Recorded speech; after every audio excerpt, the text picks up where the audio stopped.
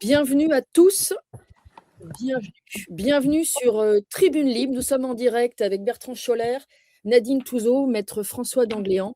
En ce jour de neige à Paris et ce jour de deuil à Saint-Tropez et peut-être le deuil de la liberté d'expression, je tenais en guise d'introduction, avant de donner la parole tout d'abord à Bertrand Scholler, je tenais à lire un poème que ici, je pense, le public de Tribune Libre connaît très bien. C'est une citation. Quand ils sont venus chercher les socialistes, je n'ai rien dit, je n'étais pas socialiste. Quand ils sont venus chercher les syndicalistes, je n'ai rien dit, je n'étais pas syndicaliste. Quand ils sont venus chercher les juifs, je n'ai rien dit, je n'étais pas juif. Puis, ils sont venus me chercher et il ne restait personne pour protester. Le pasteur Martin Niemöller, ça vous évoque quelque chose? Bertrand, vous avez été condamné tout récemment à 6 mois de prison avec sursis et 6 mois d'interdiction de suspension des réseaux sociaux, dont Twitter, sur lequel vous étiez assez actif. Cette condamnation donc par le tribunal de Paris, tribunal judiciaire, a de quoi nous inquiéter tous. Est-ce que vous pouvez nous dire pour quelles raisons vous avez été condamné et Chose par quelle loi? ce que le juge a dit en annonçant le verdict, parce qu'on n'a pas encore les conclusions, en fait, il restait des éléments à écrire. Donc le moment où on est véritablement condamné, c'est quand l'écrit existe précis et qu'il est signifiable, entre guillemets, aux parties. Est-ce que c'est exact, maître d'Angléan, ce que je viens de dire? C'est un peu plus compliqué. Apparemment, la décision est exécutoire au moment de son prononcé. Mais le problème, c'est que effectivement, le juge nous a expliqué qu'on n'avait pas fini de rédiger la décision et qu'elle n'était donc pas signée. Et qu'elle ni par le juge, ni par le président qui a pondu ce trésor républicain, cette décision républicaine, ni par la greffière. Parce que ce qu'il faut bien comprendre, c'est que la décision n'est exécutoire qu'à partir du moment où la greffière l'a signée. Exactement. Donc, c'est qu'il y a une petit 1, il y a une zone floue. Petit 2, le juge a clairement exprimé que l'interdiction était pour le ou les réseaux sociaux incriminés pour les personnes. Donc, dans mon cas, c'est les comptes, pas les réseaux sociaux, les comptes incriminés pour les personnes. Donc, c'est ce qu'il a dit textuellement. Exactement. Et il a répété plusieurs fois. Donc, dans mon cas, en fait, j'ai été incriminé pour un compte qui s'appelle 55 belles chasses. D'autres personnes ont été incriminées pour un compte Twitter, d'autres personnes ont été incriminées pour plusieurs comptes, d'autres personnes ont été incriminées aussi pour un compte Facebook, mais il n'y a pas eu d'incrimination sur Instagram, il n'y a pas eu d'incrimination sur YouTube, il n'y a pas eu d'incrimination pour d'autres comptes. Et le juge, dans ce qu'il a dit oralement, en tout cas, c'est pour ça que tant qu'on n'a pas l'écrit, on est dans un flou, en fait, c'est que ça ne concerne que le compte incriminé, pas la notion de réseau social. Donc, quand tu dis en introduction les réseaux sociaux, c'est pas exact, c'est pas ce qui nous a été dit et ce qui a été répété 10 fois. Ça a été répété 10 fois. Donc, à moins d'avoir entendu 10 fois quelque chose qui avait vocation à nous tromper, vous étiez là, maître d'Angléan, vous avez entendu la même chose que moi, je pense. J'ai entendu, oui. C'est La le compte qui a deuxième chose, servi à faire les publications. Oui. Donc c'est Ouais. l'occasion de rectifier, de dire la vérité, puisqu'il y a d'autres choses fausses qui ont été dites dans les médias traditionnels. Est-ce que vraiment quelqu'un a pris de la prison ferme, par exemple? Oui. Alors, C'est un c'est pauvre quelqu'un banquier. qui n'est pas venu aux audiences et il ne fait pas partie des personnes qui avaient été saisies au pied du lit. Il avait été convoqué et il avait considéré qu'il n'avait pas envie de répondre à ces convocations. Donc, ça a été, semble-t-il, un jeu du chat et la souris, en fait. Et finalement, ils ont mis en œuvre un système de poursuite à son égard qui mettent même pas en œuvre, ou en tout cas pas à ma connaissance, pour certains criminels plus endurcis. Donc, il a vraiment eu droit à un traitement de faveur. Tout ça, ça corrobore l'idée du casting, si tu veux. C'est-à-dire, les 10 personnes ont été choisies parce qu'elles avaient parfaitement ce type de profil. C'est-à-dire, lui devait être connu pour être quelqu'un de très résistant, insensible à certains types de pression, et donc il allait réagir et il a réagi comme ça.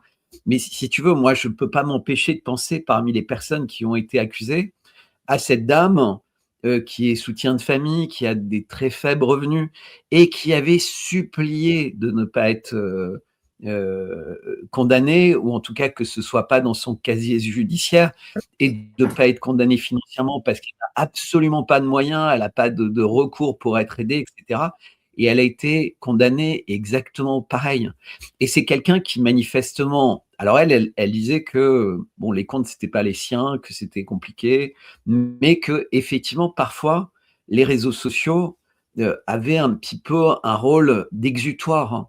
C'est-à-dire que quand tu as l'impression que certains peuvent mentir, peuvent faire pression sur d'autres militairement, avec la police, avec les lois, etc., sans aucune vergogne, se servir dans les deniers publics, faire comme s'ils étaient des rois, et toi, tu es là, chez toi, seul, à galérer, à t'occuper d'enfants handicapés, à t'occuper de la copine de ton fils handicapé, parce qu'elle-même est dans un monde compliqué, puisque c'était exactement ça son histoire. C'est quelqu'un qui avait à sa charge, alors qu'elle était déjà pas capable de subvenir à elle-même, une famille de plus en plus grande. Mais c'est normal que ces personnes souffrent. C'est normal que ces personnes, à un moment, elles aient envie d'exploser. Et quand, pendant cette période de 2024, on découvre à quel point on nous a menti sur un conte de fées, et que depuis 2017, tout le monde savait, mais personne ne disait rien, que c'est caricaturé quotidiennement dans Charlie Hebdo. Dès 2017, c'était une plaisanterie devant des millions de Français le dimanche après-midi sur Drucker. Tout ça, ça existe. Et ça montre à quel point il y a un univers dystopique. C'est-à-dire que tout le monde peut parler de ça dans un univers autorisé. Et la loi Schiappa, elle permet de créer la terreur. C'est une bombe atomique pour viser les gens qui dérangent et les sujets qui dérangent. Et qu'est-ce qui s'est passé? Quelque chose qui est dans le domaine universel et qui n'a pas encore eu de réponse, puisque les réponses sont toujours « on apportera les réponses ». C'est pas moi qui le dis, c'est l'avocat américain du couple Macron qui dit « on viendra avec les preuves ». Il le dit texto. Il est interrogé par BBC, il dit « on apportera les preuves au tribunal ». Donc on a quelque chose qui persiste, et les gens persistent à ne pas apporter les preuves maintenant pour tout arrêter. En fait, en faisant ça, ils accroissent la terreur avec l'espoir que tous les résistants abdiquent et disent « vous avez raison, j'en peux plus, je suis exténué, je suis ruiné ». Il y a plein d'autres procédures comme ça aux États-Unis. Il y a la copine de Kash Patel qui engage des procédures en millions de dollars. Il y a des tas et des tas de procédures. Et donc, la loi Schiappa, elle permet de faire ça. Et elle permet surtout de faire des castings, c'est-à-dire de choisir parmi des millions d'internautes ceux qui sont véritablement visés et qui vont servir à inquiéter tous les autres, et ceux qui vont permettre de créer un amalgame. Donc, ceux qui sont vulgaires, ceux qui sont censés être extrêmement manipulables dans cette notion de bande organisée, ceux qui sont des maillons faibles aussi, qui vont tout de suite plaider coupable. Parce que quand dans une bande organisée, tu as un des membres de la bande organisée qui plaide coupable, tout le monde est coupable. C'est ce qu'a dit le juge d'ailleurs. Et donc quelle ça est la devenait partie aggravant.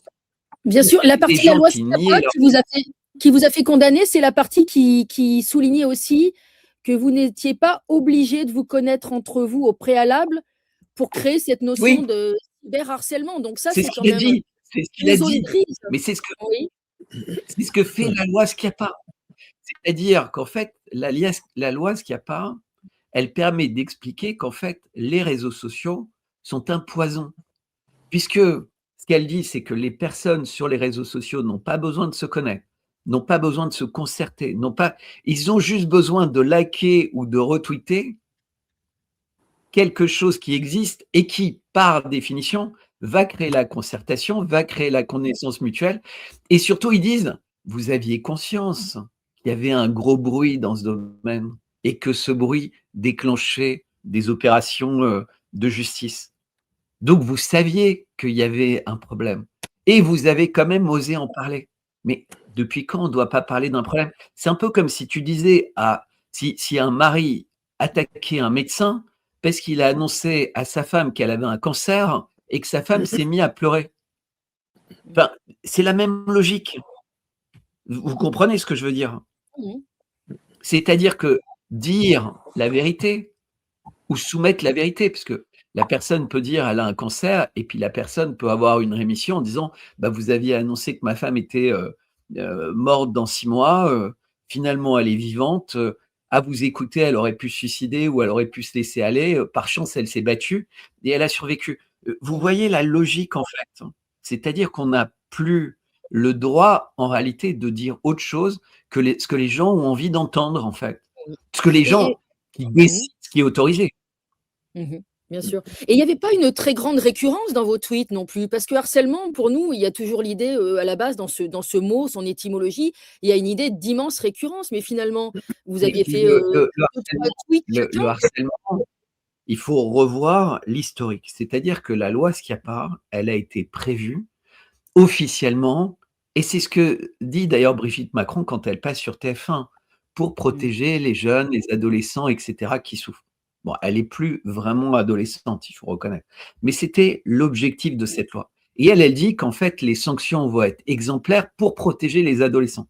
C'est-à-dire que quelque part, elle sous-entend qu'elle s'est sacrifiée elle-même, qu'elle a fait ses procédures, mais un peu comme une Jeanne d'Arc de la défense des victimes de harcèlement. Mais il faut bien comprendre que la mécanique du harcèlement, c'est souvent quelque chose qui se passe par intimidation d'une victime, donc qui va être tellement harcelée qu'elle n'osera pas dénoncer ses agresseurs. Et donc, c'est ça la mécanique du harcèlement. C'est qu'en fait, les agresseurs sont effectivement seuls ou en groupe. Parfois, ils disent ils sont visibles, parfois ils ne le disent pas, et ils attaquent une cible de façon répétée, de façon vicieuse, de façon à la faire souffrir, mais sur des choses sur lesquelles la personne ne peut pas se défendre, puisque par définition, c'est pas tangible en fait. C'est véritablement pour dégrader moralement la santé de la personne, pour la détruire, Mmh. voire pour obtenir d'elle de l'argent, pour obtenir d'elle des services, pour obtenir d'elle euh, une information très particulière. Parce que tu peux avoir le harcèlement d'un fonctionnaire pour qu'il arrête de t'embêter en disant bah, tant que vous vous intéresserez à mon dossier, je vais vous pourrir la vie. Et donc Mmh. forcément, c'est normal d'avoir une loi pour empêcher les gens d'agir ainsi. C'est normal d'avoir une loi. Mais là où cette loi, toutes ces lois existent, mais là, ils ont créé l'arme absolue, c'est cette notion de cyberharcèlement. C'est-à-dire qu'en fait, ils ont considéré que le monde d'Internet, c'était une bulle et qui était séparé du reste du monde. Donc, il peut y avoir 1 milliard de fois plus de harcèlement répété, énorme, par les grands médias, etc., dans le reste du monde. C'est comme si ça n'existait pas, s'il existe quelque chose dans l'Internet qui ne vise même pas la victime supposée, qui ne Mmh. s'adresse même pas à la victime supposée et qui soulève des questions qui sont, semble-t-il, comme le révèle la victime elle-même, d'intérêt international. Puisque la victime, en l'occurrence Brigitte Macron, expliquait que partout dans le monde, elle ne peut plus se déplacer sans que les gens lui en parlent. Et Mais quand d'ailleurs, c'est nous une n'avons situation de ce type, mmh je veux dire juste quand c'est simplement une que situation, ce procès n'a pas permis d'établir que la santé mentale et physique de madame Macron s'est dégradée. On a l'impression que c'est une personne, qui va plutôt bien finalement, quand on la voit intervenir, bah alors dans les médias. là, c'était tout l'art entre guillemets de ce procès, c'est que petit 1, les pièces de la partie de la défense ont été communiquées la veille de l'audience, et donc certains avocats les ont eu le matin dans le train. Et surtout, le certificat médical qui est une lettre d'un médecin, plus qu'un certificat médical, et le témoignage 2 dernières minutes de la fille, qui n'avaient pas du tout été prévus, qui n'avaient pas été appelés comme témoins. Il n'y avait pas de préparation d'un éventuel contre-interrogatoire, quoi que ce soit. Tout ça s'est passé. Mais en revanche, c'était déjà connu, puisqu'il y avait une pression médiatique très forte. C'est-à-dire que le soir même, la fille était dans tous les médias. Donc ça, c'était vrai le soir même de les 27 et 28 octobre, où il y avait une pression médiatique énorme. Ces news, il faut les détruire, il faut tout leur prendre, ils ne mesurent pas les conséquences de leurs actes. Mais les mêmes qui trouvent tout à fait normal un génocide à Gaza, des bombardements au Venezuela, parce que ce serait un narcotrafiquant, et des millions de morts en Ukraine, subitement sont affolés à l'idée que des gens puissent s'interroger sur un âge, un genre, etc. Et vous me connaissez tous depuis longtemps. Ça ne fait pas partie de mes questions. On m'a reproché de publier une photo de quelqu'un qui est censé être un photomontage de Brigitte Macron, alors qu'il n'y a même pas de tête sur la photo. Il n'y a pas de tête. Quelqu'un est caractérisé par sa photo d'identité. S'il n'y a plus de tête, le corps, on peut dire quel est le corps avec l'ADN. Donc il n'y avait ni l'ADN, ni la tête. Alors si, on peut éventuellement Nadine est là, avec les empreintes digitales, etc. Mais on ne les voyait pas sur la photo, les empreintes digitales. On n'a pas de tête. C'est une photo sans tête. Exact. Et Non, mais vous allez vous voyez faire. ce que je veux dire? Je vois très bien, c'est inquiétant, Une photo même qui pour ne les ressemble pas. humoristes, C'est la pour tout photo le de. monde, en fait. La photo, au pire, elle ressemblerait plus à Emmanuel Macron, puisqu'il est seul à s'être présenté sur un canapé, la chemise débraillée et le torse velu. Puisqu'en fait, là, c'était une photo d'un homme avec le torse velu. La seule personnalité politique française de premier plan qui est caractérisée par des photos de lui avec débraillé avec le torse velu, c'est Emmanuel Macron. C'est pas Brigitte Macron. Moi, je n'ai jamais vu Brigitte Macron avec le torse velu. Jamais. Si quelqu'un l'a déjà vu comme ça, moi, je ne l'ai jamais vu comme ça. Alors, comment les médias peuvent répéter que c'est un montage d'elle, un photomontage d'elle que j'aurais fait, alors qu'il prend 5 minutes pour savoir que le photomontage est déjà sur Internet depuis des jours et des jours. C'est quelque chose qui a été fait par quelqu'un d'autre que je ne connais pas. Tu sais, tu as l'antériorité d'une image. Donc, petit 1, c'est pas moi qui l'ai fait. Petit 2, c'est une photo qui est exactement comme si j'avais repris un dessin de Charlie Hebdo. Et c'est aujourd'hui la seule justification que les médias répètent en boucle et qui permettrait de donner de moi une image négative. Parce qu'ils ont essayé avec d'autres choses et ça ne marchait pas. Puisque une autre photo que j'ai publiée, c'est la même photo qui a été publiée par une fille de Brigitte Macron. Donc c'est compliqué de me reprocher de publier une photo qui était… Et moi, je ne mets même pas de titre négatif. Je mets « suis-je » ? Être ou ne pas être. Pire. Ou je pense donc je suis. Donc, et puis moi, je suis galeriste quand même. Ils me présentent tous comme galeriste. J'ai le droit de manipuler les images. Ça, c'est la première. Et l'autre image, c'était Candace Owens venait de faire une émission en disant il va y avoir des millions d'enquêteurs. On sait par Emmanuel Macron et Anison qu'elle est elle-même allée avec des assistants enquêter à Amiens, etc. Et je dis est-ce qu'il va y avoir des personnes qui vont enquêter? Mais je dis pas allez-y. Puisque moi-même, je suis en plein pèlerinage, je suis pas, j'ai jamais été un meneur en train d'essayer d'organiser un mouvement syndical avec les paysans, prenez Paris ou avec les gilets jaunes ou avec des antiquaires. Ça m'intéresse pas. Je dis juste qu'il y a quelque chose qui devient mondial avec des émissions sur YouTube qui font des millions de vues, avec un livre qui est un best-seller international. Mais non, j'ai pas le droit. C'est-à-dire que je parle des faits, de choses incontestables. Mais ça devient du harcèlement en bande organisée. Et ce qui est terrible, c'est que la meute, même des journalistes soi-disant dissidents, au lieu de dire, mais prenons ce cas d'école, comme j'ai fait au début, cette dame vraiment en difficulté, qui est détruite par cette décision. Un autre, celui qui a plaidé coupable, qui espérait ne pas avoir de la prison avec sursis, qui demandait à avoir des travaux d'intérêt généraux, il n'a même pas eu ça. C'est-à-dire qu'il s'est couché eh ben, ils l'ont quand même sanctionné au maximum. Alors que dans le dilemme du prisonnier, celui qui abandonne les autres, il a moins. Il n'a pas eu moins. Il a eu de la prison avec sursis. Je ne sais pas si vous vous rendez compte la violence. C'est-à-dire que même lui, qui est un père de famille, qui est un prof d'éducation physique, qui est quelqu'un de solide et courageux, et qui a pris sur lui, en pensant que c'était l'intérêt de sa famille, l'intérêt de sa carrière, de se mettre à genoux et de supplier, eh ben, il a été achevé comme les autres. Et c'est que le début. Est-ce que Si tu vous allez regardes faire les hordes sur internet qui j'ai vu. sont là, Mmh. ah, c'est trop gentil, la prison avec sursis pour des gens pareils aussi.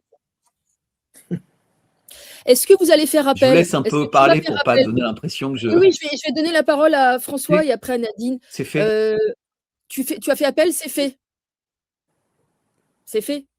Ah oui, dans la minute.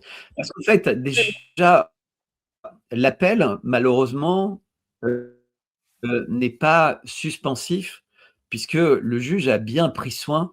Il faut voir cette logique complètement abominable, c'est-à-dire qu'on a le droit de faire appel, mais l'essentiel de la condamnation, même si on est déclaré innocent, aura été effectué. C'est-à-dire qu'on aura été privé d'un réseau social ou de plusieurs, ou d'autres choses, hein, puisqu'on n'a pas la décision signifiée, puisqu'on aura été comment on aura vécu avec une épée de Damoclès de prison avec sursis. Donc, si l'appel dure 2 ans, ça veut dire qu'on aura déjà fait 2 ans d'une période avec le risque d'une condamnation de 6 mois avec sursis.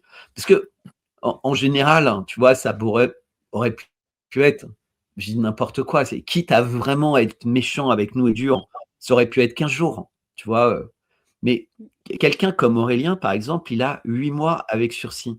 8 mois, c'est ce dont a été condamné un, heu, un quelqu'un qui est, je crois, magistrat Magistrat? dans un tribunal de commerce ou enfin d'endroit. Je ne vais pas rentrer dans les détails de ce qui a été révélé au fur et à mesure, le concernant. Il prostituait sa fille sur internet. Il a eu 8 mois avec sursis. Je ne sais pas si vous mesurez l'ampleur de ce que je viens de vous dire. Là, on n'est pas dans le harcèlement, on est dans l'incitation à la débauche. Prostituer vos enfants sur internet, c'est 8 mois. Allez-y.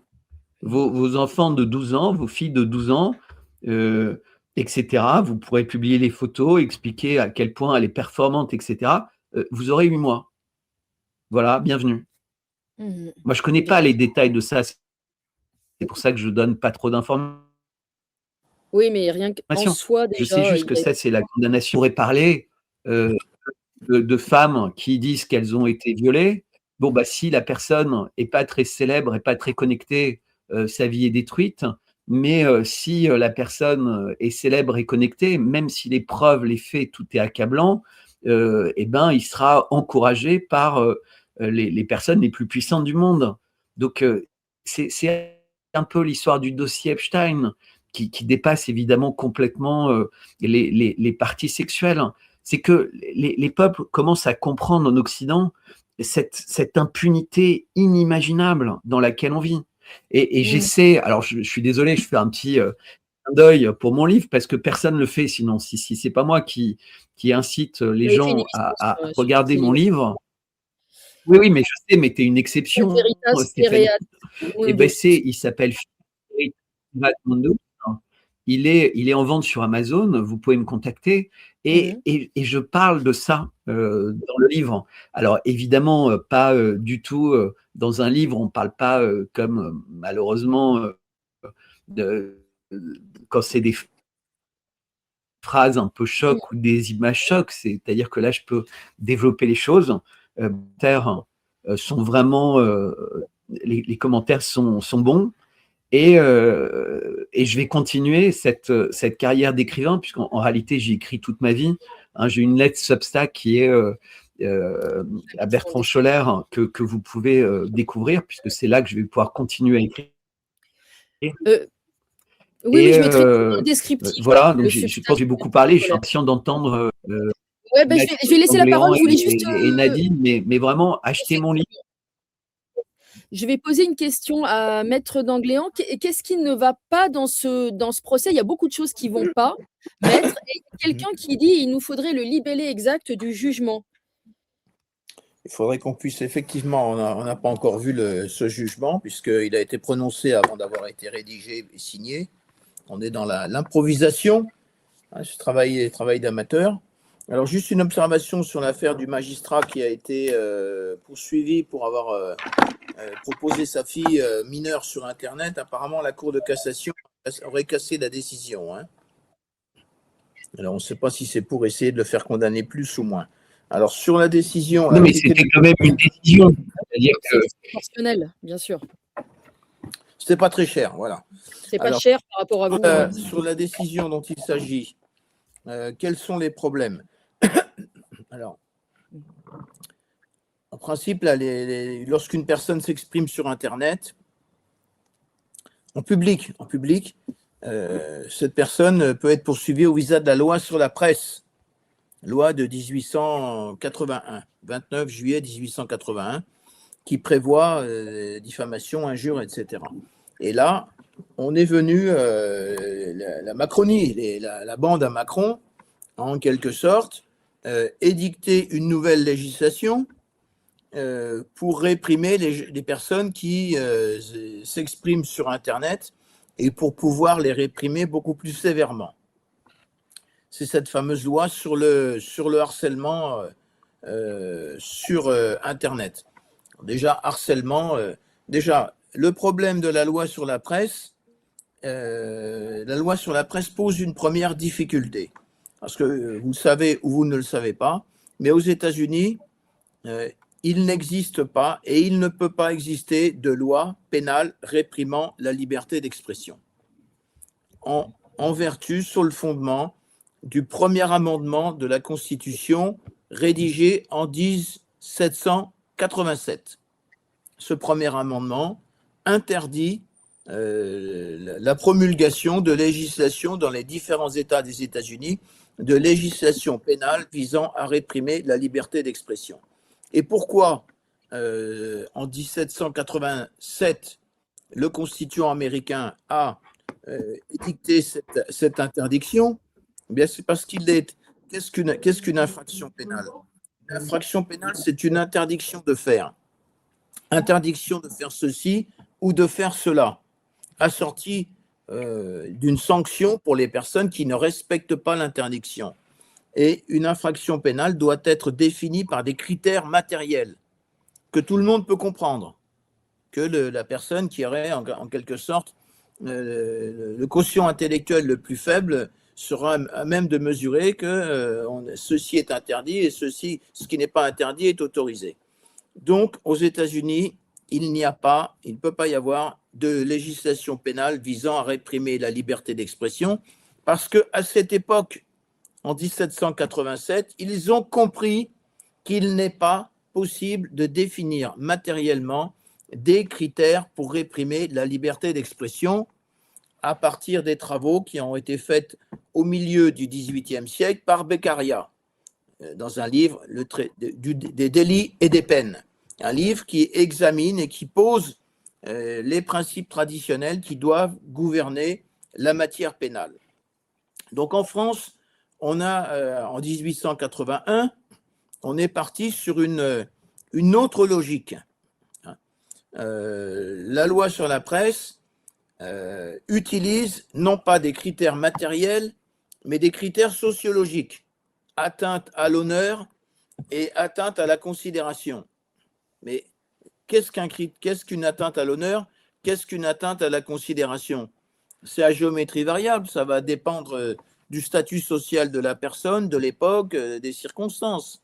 Donc, c'est une difficulté première et les rédacteurs de cette loi de 1881 avaient parfaitement compris que ça posait problème parce que cette loi est gouvernée par le principe de présomption de culpabilité. Et aujourd'hui, eh bien, cette loi n'est pas conforme à nos principes constitutionnels puisqu'on a proclamé la présomption d'innocence. La loi de 1881 est gouvernée par le principe de présomption de culpabilité. La personne sera déclarée coupable automatiquement, sauf validation d'une nullité de procédure, sauf validation de l'excuse de vérité, soit validation de l'excuse de bonne foi, qui a été obtenue par Natacha Ray, et ce qui a défrisé les consorts Trogneux et Trogneux. Alors, c'est un problème pour cette législation. C'est une législation qui n'est pas conforme à la Constitution, puisque cette loi sur la presse est tout entière gouvernée par le principe de présomption de culpabilité. Sur alors, les contreparties de cette présomption de culpabilité, c'est une prescription très courte, 3 mois, c'est des nullités de procédure multiples qui permettent de faire annuler la procédure. En gros, le législateur a pensé que si une personne n'est pas capable d'engager correctement la procédure, elle ne mérite pas de gagner, la personne sera relaxée. Là, nous avons une législation nouvelle, cyberharcèlement. Bon, c'est complètement foireux. C'est complètement foireux. Cette législation est également gouvernée par le principe de présomption de culpabilité, puisque l'un des critères matériels de l'infraction, c'est la dégradation des conditions de vie de la personne qui a porté plainte. Bon. Alors, comment est-ce qu'on fait pour évaluer, comment est-ce que la juridiction va faire pour évaluer cette dégradation des conditions de vie de la personne? Bien, le tribunal ne procède à aucune évaluation. Le plaignant va déclarer que ses conditions de vie sont dégradées et en conséquence, la personne sera automatiquement condamnée. Automatiquement condamnée. À tel point que nous n'avons pas encore la décision, mais j'ai bien entendu les discours prononcés à l'audience par le juge, qui manifestement n'a pas la capacité pour exercer une fonction juridictionnelle. Les 2 assesseurs, c'est la même chose, puisque les poursuites ont été engagées sur des publications qui, pour les plus anciennes, datent de novembre 2023. Les plus anciennes publications, c'est novembre 2023, et puis je pense une partie de début de l'année 2024. Et le juge, dans son exposé verbal, pour expliquer la décision, a expliqué que les conditions de vie de Madame Brigitte Trogneux, épousaille Macqueron, s'étaient dégradées à partir de fin 2021, début 2023. Bon, ben écoutez, on se moque du monde. On se moque du monde, puisque les personnes mises en accusation ont effectué été poursuivies pour des publications à partir de novembre 2023. Donc, ils ont été déclarés coupables pour une dégradation des conditions de vie de la charmante épouse du résident de l'Élysée, et dégradations qui ont commencé, qui ont été constatées à partir de fin 2021, début 2022. Donc, je regrette. Si ces propos, si ces analyses sont confirmées par la décision, le jugement caractérise un faux en écriture authentique, puisque vous comprenez bien qu'on ne peut pas reprocher à quelqu'un d'avoir, par ses publications à partir de novembre 2023, dégradé les conditions de vie d'une personne à partir de fin 2021, début 2022. C'est du grand guignol. Cette constatation effectuée par cette juridiction, cette pseudo-juridiction, ou plutôt par cette juridiction républicaine, eh bien, comporte probablement une ou plusieurs mentions qui caractérisent des faux en écriture authentique, puisque vous comprenez bien qu'on ne peut pas, par des actions commises à partir de novembre 2023, et à la suite, sur le début de l'année 2024, dégrader les conditions de vie d'une personne à partir de 2020, fin 2021, début 2022. Si la décision repose sur cette constatation, cette décision caractérise un faux en écriture authentique, et le seul conseil que je pourrais donner aux personnes victimes de cette décision d'exception, de cette justice anormale et spéciale, c'est non seulement de faire appel, mais encore d'engager contre Brigitte Trogneux et Pouzaille-Macqueron une action devant le tribunal judiciaire de Paris au visa du faux en écriture authentique. Vous comprenez bien qu'un élève qui a 9, 10, 11 ans et qui a appris à calculer, qui est à l'école primaire, va comprendre qu'on ne peut pas dégrader les conditions de vie d'une personne pour des faits à partir de 2021-2022, pour des faits qui ont été commis à partir de novembre 2023. Donc, ce qu'il se passe dans cette affaire, la décision qui a été prise, c'est ce qu'on appelle une justice d'exception. Les juges n'ont pas jugé par déduction, c'est-à-dire n'ont pas analysé les faits de la cause un par un pour chacun des prévenus, et ensuite on qualifié les faits et puis on déduit une solution. Non, ils ont décidé à l'avance, à la tête du client, allez, vous êtes tous coupables. Vous êtes tous coupables. Et ensuite, ils sont remontés dans la décision. On appelle cette manière de faire juger par induction, au lieu de descendre dans la décision, constater la réalité des faits. Et si le juge juge de cette manière, en descendant dans la décision, il va constater qu'on lui explique que les conditions de vie sont dégradées à partir de 2021-2022.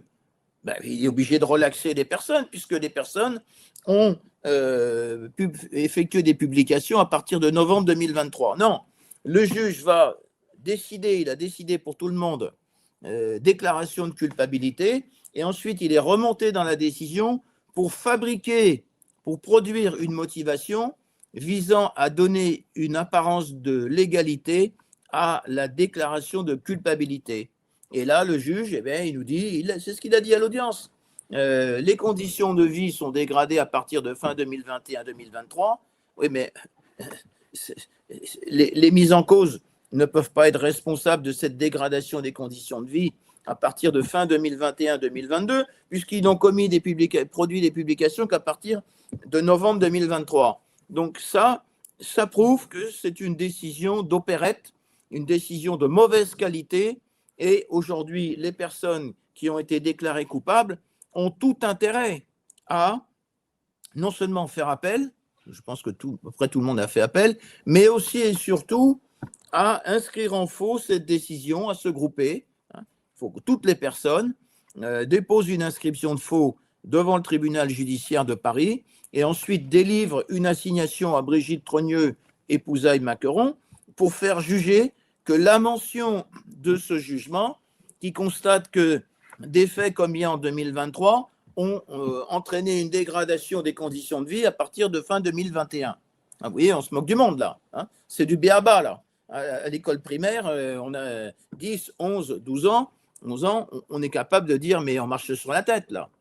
Donc il faudrait que les mises en cause, à partir du moment où ils auront la décision et où on aura pu lire cette mention dans le jugement que les conditions de vie sont dégradées à partir de fin 2021-2022, il faudra qu'ils inscrivent en faux cette décision. Ce sera intéressant d'agir en ce sens. Parce qu'une décision de justice dont une mention aura été jugée faux en écriture authentique, cette décision est nulle et non avenue. Cette décision perd sa qualité de décision juridictionnelle pour devenir un simple morceau de papier sous seing privé. Après, avec une difficulté supplémentaire, est-ce qu'une cour d'appel peut analyser, peut rejuger une affaire dans laquelle, sur une décision qui ne constitue pas une décision juridictionnelle? Donc ça, ce serait une autre discussion. Mais de toute façon, c'est une décision absolument calamiteuse. Il était certain que tout le monde était condamné d'avance. Et je crois, sauf erreur de ma part, la personne qui a été le plus sévèrement condamnée, prison ferme, 6 mois de prison ferme, je crois que c'est la personne qui est handicapée, il me semble, sauf erreur de ma part. Hein. Donc, on a fait un. Oui, Bertrand, le son. Attends, il faut remettre le son. Ouais, parce que là, son Voilà. micro Oui, est coupé. Bertrand, oui. Ah, oui. La personne la plus condamnée, c'est quelqu'un qui est retraité, qui est président, je crois, d'une association, qui n'est pas handicapé, qui est juste un peu très engagé, entre guillemets, dans la vie sociale. Et, Oui. et l'explication, c'est qu'il avait refusé de se rendre aux convocations de la justice, en fait. C'est-à-dire qu'il D'accord. avait dit, bah, écoutez, jugez-moi comme vous voulez. Moi, je n'ai pas besoin de répondre à vos questions. Faites-les pour moi. Sous-entendu, quoi que je dise, de toute façon, ce sera retenu contre moi. Vous n'avez pas véritablement envie de m'entendre. Donc, mais ils ont quand même eu envie de l'entendre puisqu'ils sont allés le chercher avec la police judiciaire. Et puis, ils lui ont dit qu'il était convoqué au tribunal. Il n'est pas venu. Il n'est pas le seul à ne pas être venu. Il y a plusieurs personnes qui n'étaient pas présentes pour des raisons différentes les unes des autres, de la même manière qu'à l'audience. Il n'y en avait que 2. Mais je vais répéter quand même quelque chose de très, très important pour expliquer le flou dans lequel on est. On a le président du tribunal qui nous a expliqué à tous publiquement que les outils Internet qui avaient été retenus contre nous nous étaient interdits pour 6 mois. Exactement. Mais maintenant, j'entends ici et là que c'est compliqué, que c'est l'intégralité de tout ce qui touche à Internet et qui serait piloté par nous-mêmes qui nous serait interdit. C'est-à-dire, ça sous-entend qu'on n'a même plus le droit d'envoyer des emails. Ça sous-entend qu'on n'a même plus le droit de faire quoi que ce soit, en fait. Donc, je ne sais pas quoi croire, en fait. Puisqu'il y a le juge qui nous a dit… Il faut attendre la décision. Oui, mais la décision, on l'aura pas, on l'aura dans 10 jours. Peut-être dans 15 jours. Non, je crois que c'était aujourd'hui, le mardi suivant.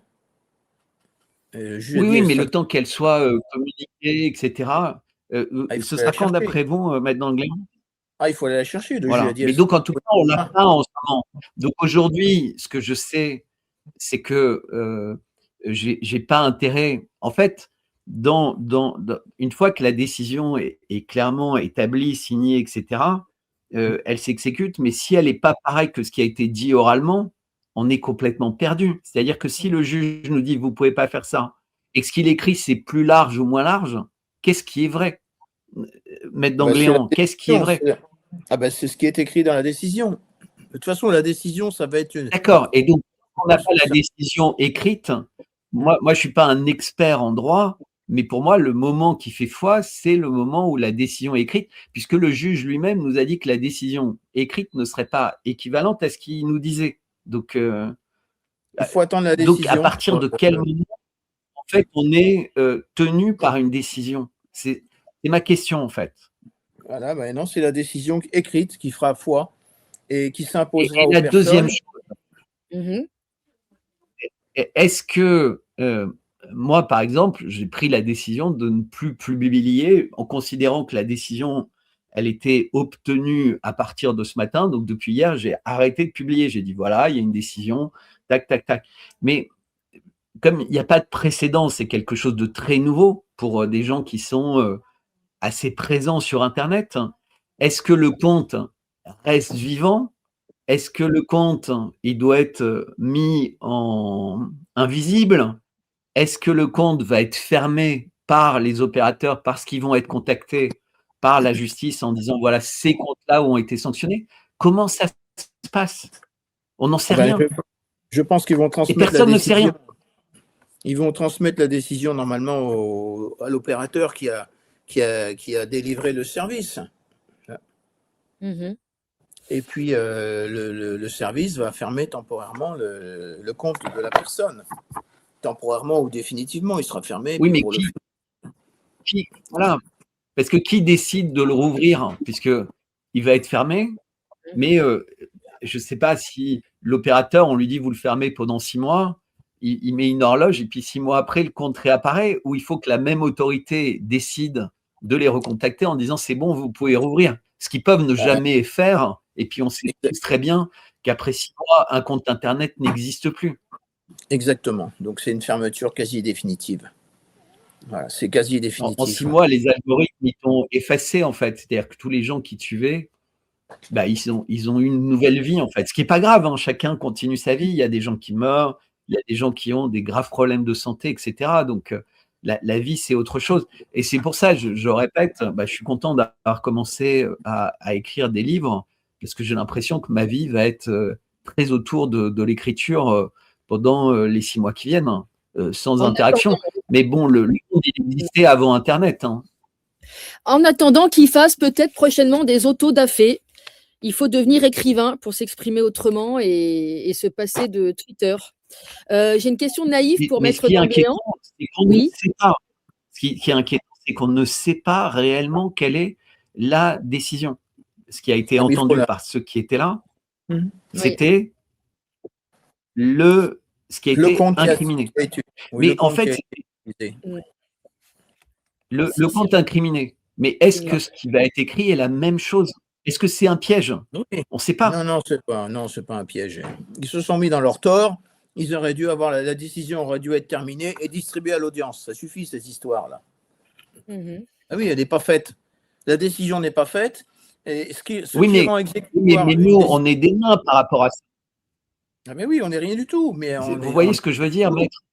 Oui, non, mais on est considéré. Qu'est-ce qui les empêche de dire, regardez, la décision écrite dit ça, ils ont agi comme ça, et puis moi, j'ai juste ma parole pour me dire, mais j'ai entendu le juge dire autre chose.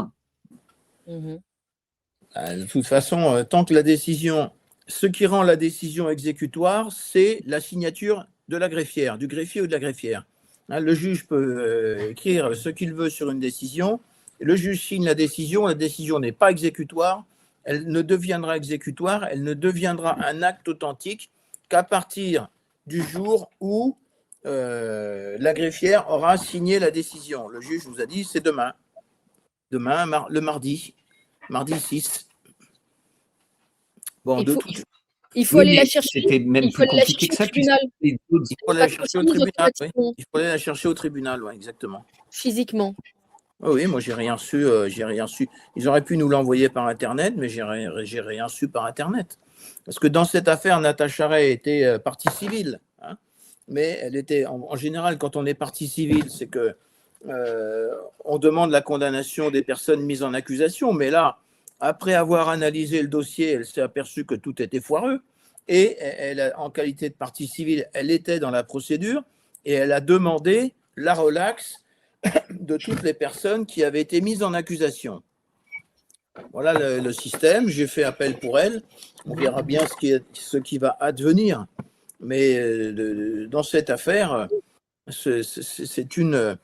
il est absolument anormal que les personnes auraient dû être poursuivies au visa de la loi sur la presse et non pas au visa de ce mécanisme de.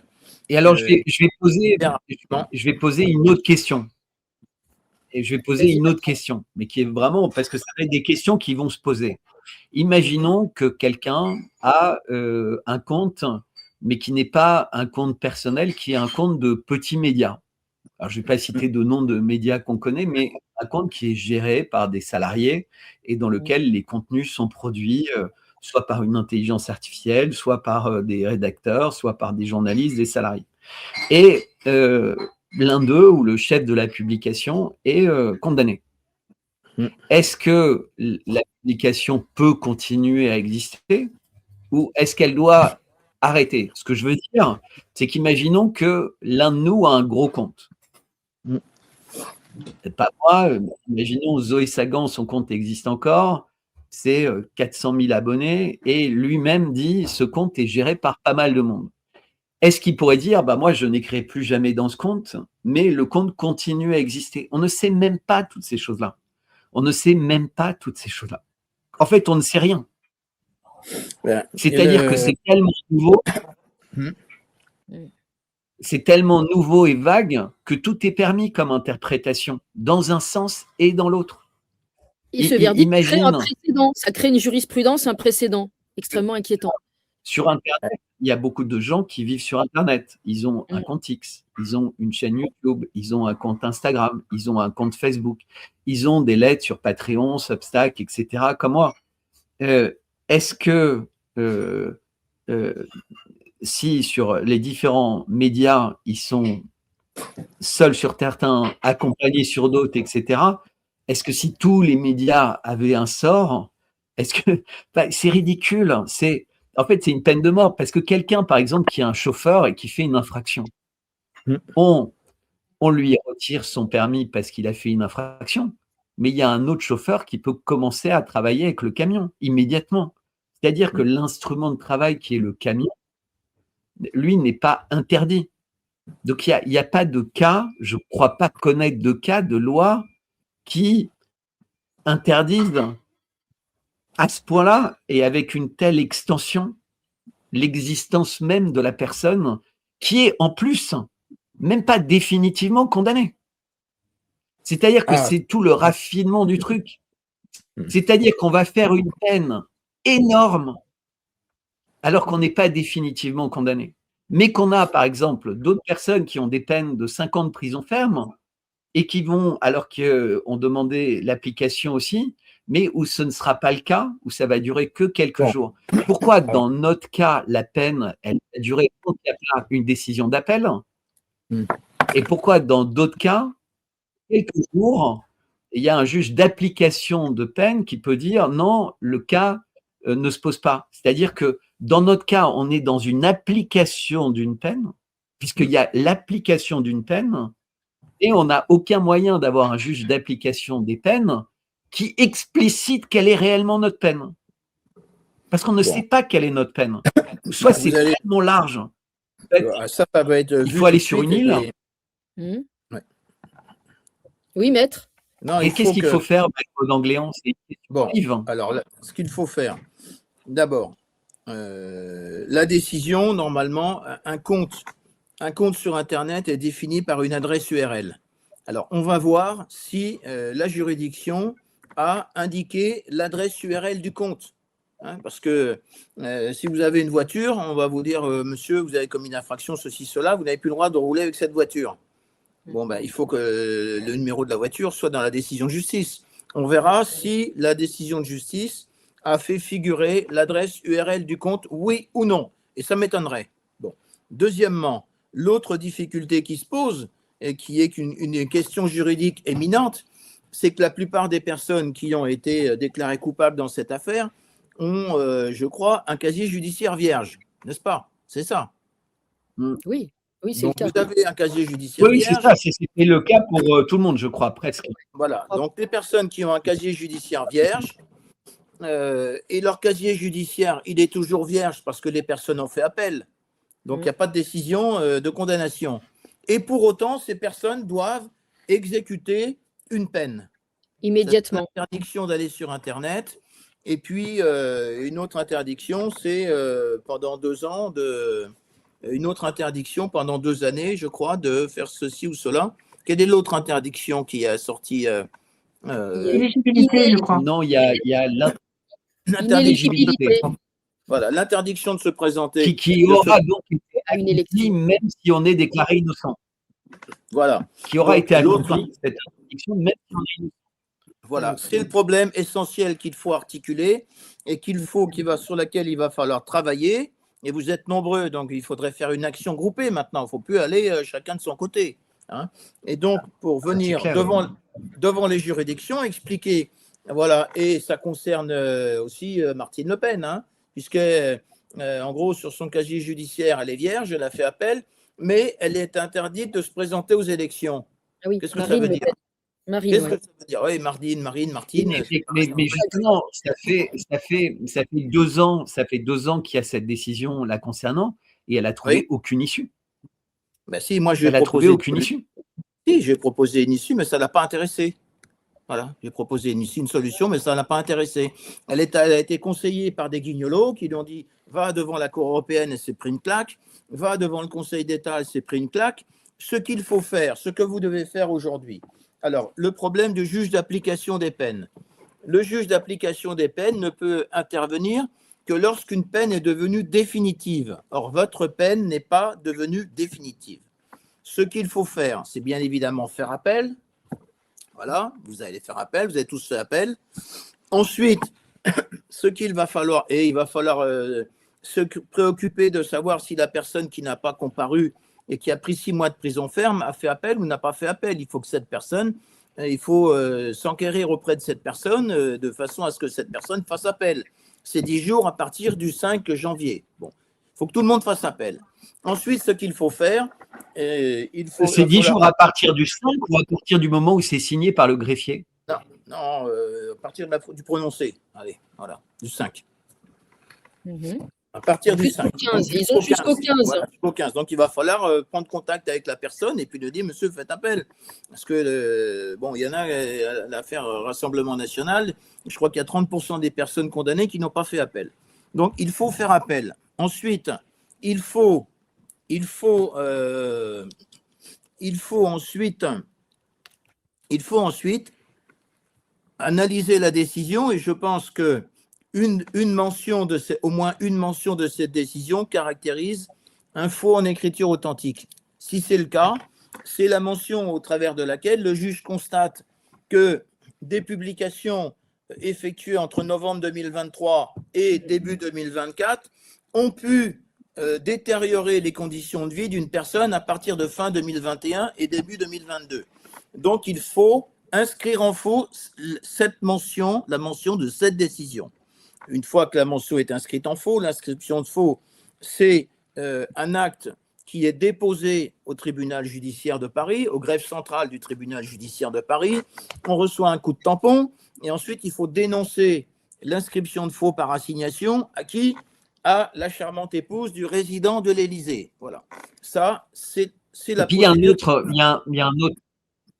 un autre point juste important parce que je viens de recevoir un message, c'est que, et c'est encore une spécialité, c'est que la peine, notre interdiction de nous exprimer, elle est éventuellement limitée à l'usage des outils Internet en France et éventuellement dans l'Union européenne, mais elle ne peut pas être mondiale.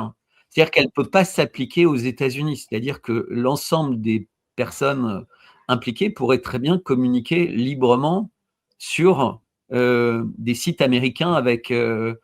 puisqu'en fait, l'interdiction, elle ne peut pas avoir lieu dans des pays où il ne peut pas y avoir ce type d'interdiction. Exactement. Voilà, exactement. Et non, mais vous comprenez encore la limite. C'est-à-dire que quelqu'un qui déciderait de suspendre totalement des comptes, et c'est même pas légal en fait. C'est pas légal, parce que les publications, elles partent dans tous les sens. Voilà. En principe, ce que fait X dans ces cas-là, d'ailleurs, c'est qu'il suspend les comptes, c'est-à-dire qu'ils ne sont plus visibles en France ou en Europe, puisque la personne a une condamnation en France, mais qui s'adapte à l'Europe, mais ils sont visibles dans les autres pays. C'est possible, mais enfin… C'est vraiment quelque chose de très, très particulier, en fait. Vous voyez ce que je veux dire? C'est très particulier. Donc, ce qu'il faut faire, vous allez faire… on va essayer de récupérer la décision. Ça n'a pas été réfléchi. Comment? Ça n'a pas été réfléchi. Ça n'a pas été réfléchi. Oh bah, de toute façon, ils sont perdus. Ça n'a pas été fait pour des cas comme cela. Non, vous verrez que la décision ne comportera même pas l'adresse URL qui permet de définir le compte sur laquelle pèse l'interdiction. Bon, alors ensuite… Donc, elle n'a pas de valeur dans ce cas-là? Bon, pas grand-chose. Comment vous voulez exécuter une décision si on ne sait pas quel compte est interdit? Bon, ça va être marqué dans le style discours de bistrot, quoi. Il faut… Donc, non, mais imaginons que ça dit que tout est interdit. Qu'est-ce que ça veut dire? Ah ben, vous êtes interdit d'Internet sur n'importe quel compte pendant 6 mois. Voilà. Bon. Ce qu'il faut faire… Mais Internet, ça inclut Gmail. Ouais, oui, c'est interdit. C'est interdit tout. Ouais. Mais en fait, c'est plus compliqué que ça. Ça va être du n'importe quoi. Donc, ce que vous devez faire, à mon avis, c'est… Non, vous avez la possibilité de vous défendre et de faire quelque chose qui n'a jamais été fait et qui pourra servir à d'autres, qui sont bien plus forts que vous, bien plus importants que vous, mais qui tremblent dans leur chaumière. Vous faites appel de la décision, premièrement. Ensuite, vous allez faire quoi? Il faudra inscrire en faux ce jugement pourri.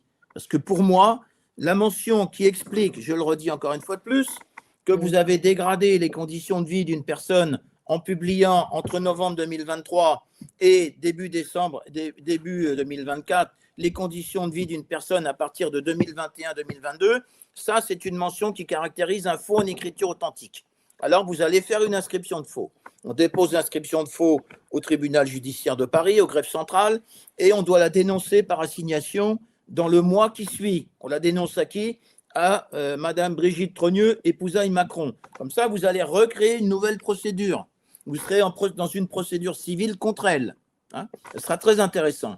Et dans cette procédure civile, accessoirement, vous allez pouvoir demander au juge de la mise en état d'ordonner une analyse ADN pour qu'on puisse savoir si elle est XX ou XY. C'est accessoire. Une fois que vous aurez engagé cette procédure d'inscription de faux, alors moi je sais que j'ai fait juger 2 décisions pénales de la Cour d'appel d'Amiens, faux en écriture authentique, entre juillet 2021 et janvier 2023. L'une est définitive, l'autre est quasi définitive. Vous allez faire ces procédures d'inscription de faux, vous délivrez l'assignation, et ensuite vous allez faire quoi? Eh bien, vous allez devant la Cour d'appel, parce que devant la Cour d'appel, l'affaire va revenir d'ici 1 an ou 2 années. Mais vous allez pouvoir saisir la Cour d'appel tout de suite, hein, celle qui va juger sur le principal, pour lui demander, dans le cadre, déposer une requête en difficulté d'exécution d'une peine. Ça, vous pouvez le faire. Et ils sont obligés de vous donner une audience en 1 mois, 1 mois et demi, 2 mois. Moi, j'ai déjà fait une action de cette nature et j'ai obtenu… Ça, il faut absolument faire ça. Comment? Mais il faut absolument faire ça. Ça existe donc. C'est une procédure. Oui, il existe une procédure. Bon, tant qu'une peine n'est pas définitive, le juge de l'application des peines ne peut pas venir moduler, faire ceci, cela. Par contre, il y a une procédure dite qui est difficulté d'exécution d'une peine. Donc, ça vient devant la cour d'appel qui est saisie de l'appel et venir soulever la question suivante, dire, mais attendez, regardez, on a une inscription de faux sur ce jugement, donc potentiellement ce jugement vaut 0 et on est déjà tenu d'exécuter une peine en violation du principe de présomption d'innocence. Et expliquer en même temps devant cette cour d'appel, j'ai un casier judiciaire vierge et je suis obligé déjà d'exécuter une peine. Il y a quelque chose qui ne va pas.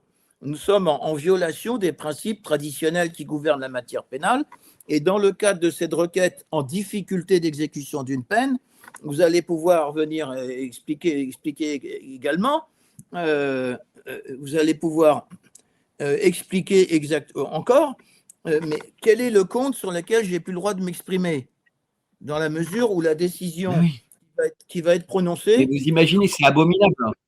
Mais oui, ne comportera même pas l'adresse URL sur laquelle vous n'avez pas le droit de vous exprimer. En plus, vous avez l'autre problématique, le compte X est lié à une adresse Internet. Est-ce que j'ai le droit de faire des mails sur mon adresse Internet ? Oui ou non? Toutes ces questions, il faut les soumettre à la cour d'appel dans le cadre de difficulté d'exécution d'une peine.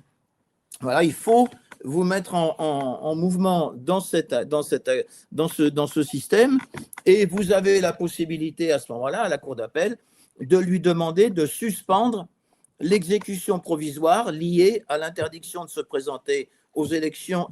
Ce n'est pas seulement interdiction de se présenter aux élections, c'est interdiction de voter, j'imagine. Hein, et puis, comment? Enfin, on n'en sait rien, mais ça doit être tout. On ne le sait pas. Ça doit être tout, hein.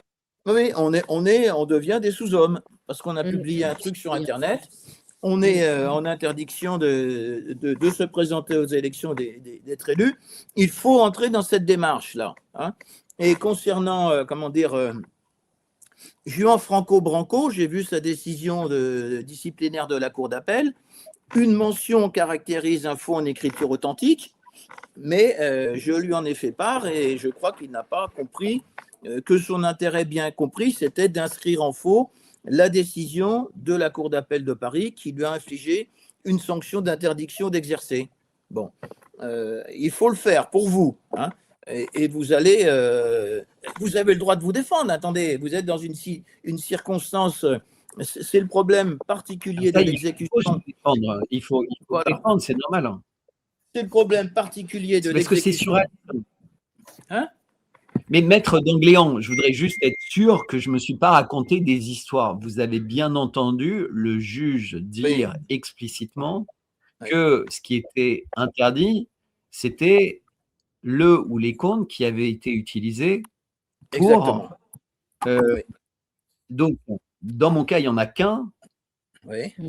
Mais je serais censé comprendre que ce qu'il n'a pas dit pourrait être autre chose, en fait.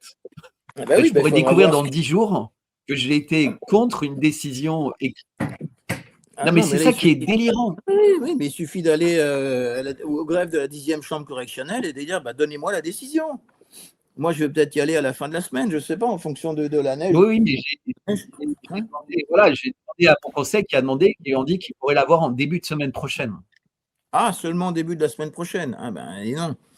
Mais ce qu'il faut faire, c'est, vous avez fait appel, c'est bien, c'est bon, maintenant il faut inscrire en faux, en fonction de la considération dont je vous ai parlé. On reparlera de ça, je pense que l'idéal, c'est que les conseils se parlent entre eux, en fait, parce que… Il faut, voilà, exactement. Il faut parce que là… Alors, étonnamment, moi, je connaissais Aurélien, mais je connaissais personne d'autre, et c'est vrai qu'on est arrivés séparés, et ça a été une cacophonie, une catastrophe, en fait. Messieurs, vous avez fait le tour. Je voudrais donner la parole à Nadine Touzeau qui va amener de l'eau à votre moulin, je pense, avec un prisme plus international encore. De l'eau chaude ou de l'eau froide?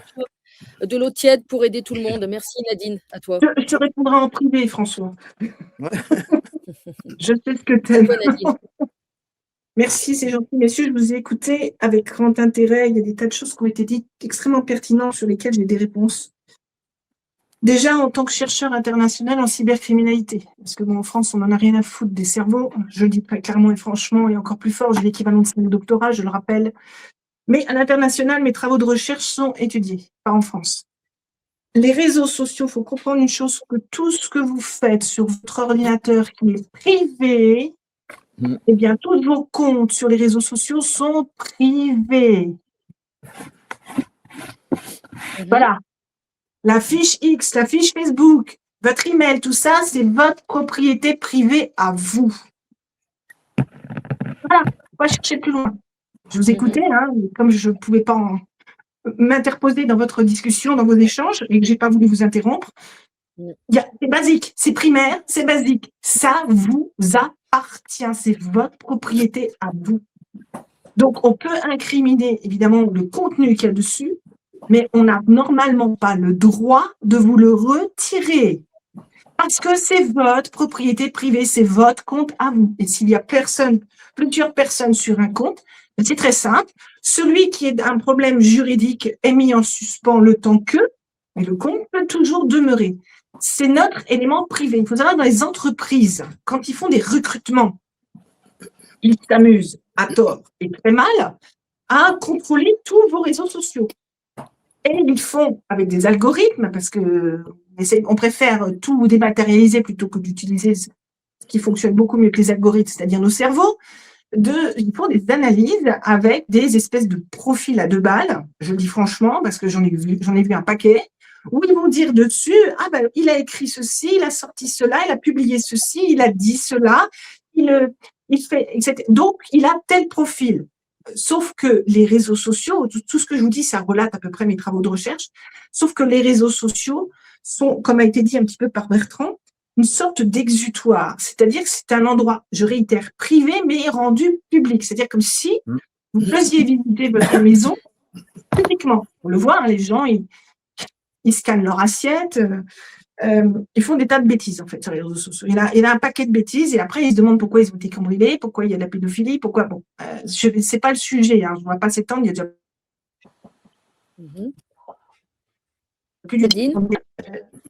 Voilà, donc c'est un vaste sujet. Mais en fait, c'est un bout de votre vie à vous que vous publiez publiquement, et normalement, c'est vous qui le décidez. Vous n'êtes pas forcé de le faire, etc. Et donc, ça peut être stupide, ça peut être bête, ça peut être rigolo ou pas rigolo. ça peut être tout ce qu'on veut, mais ça appartient à la personne qui publie.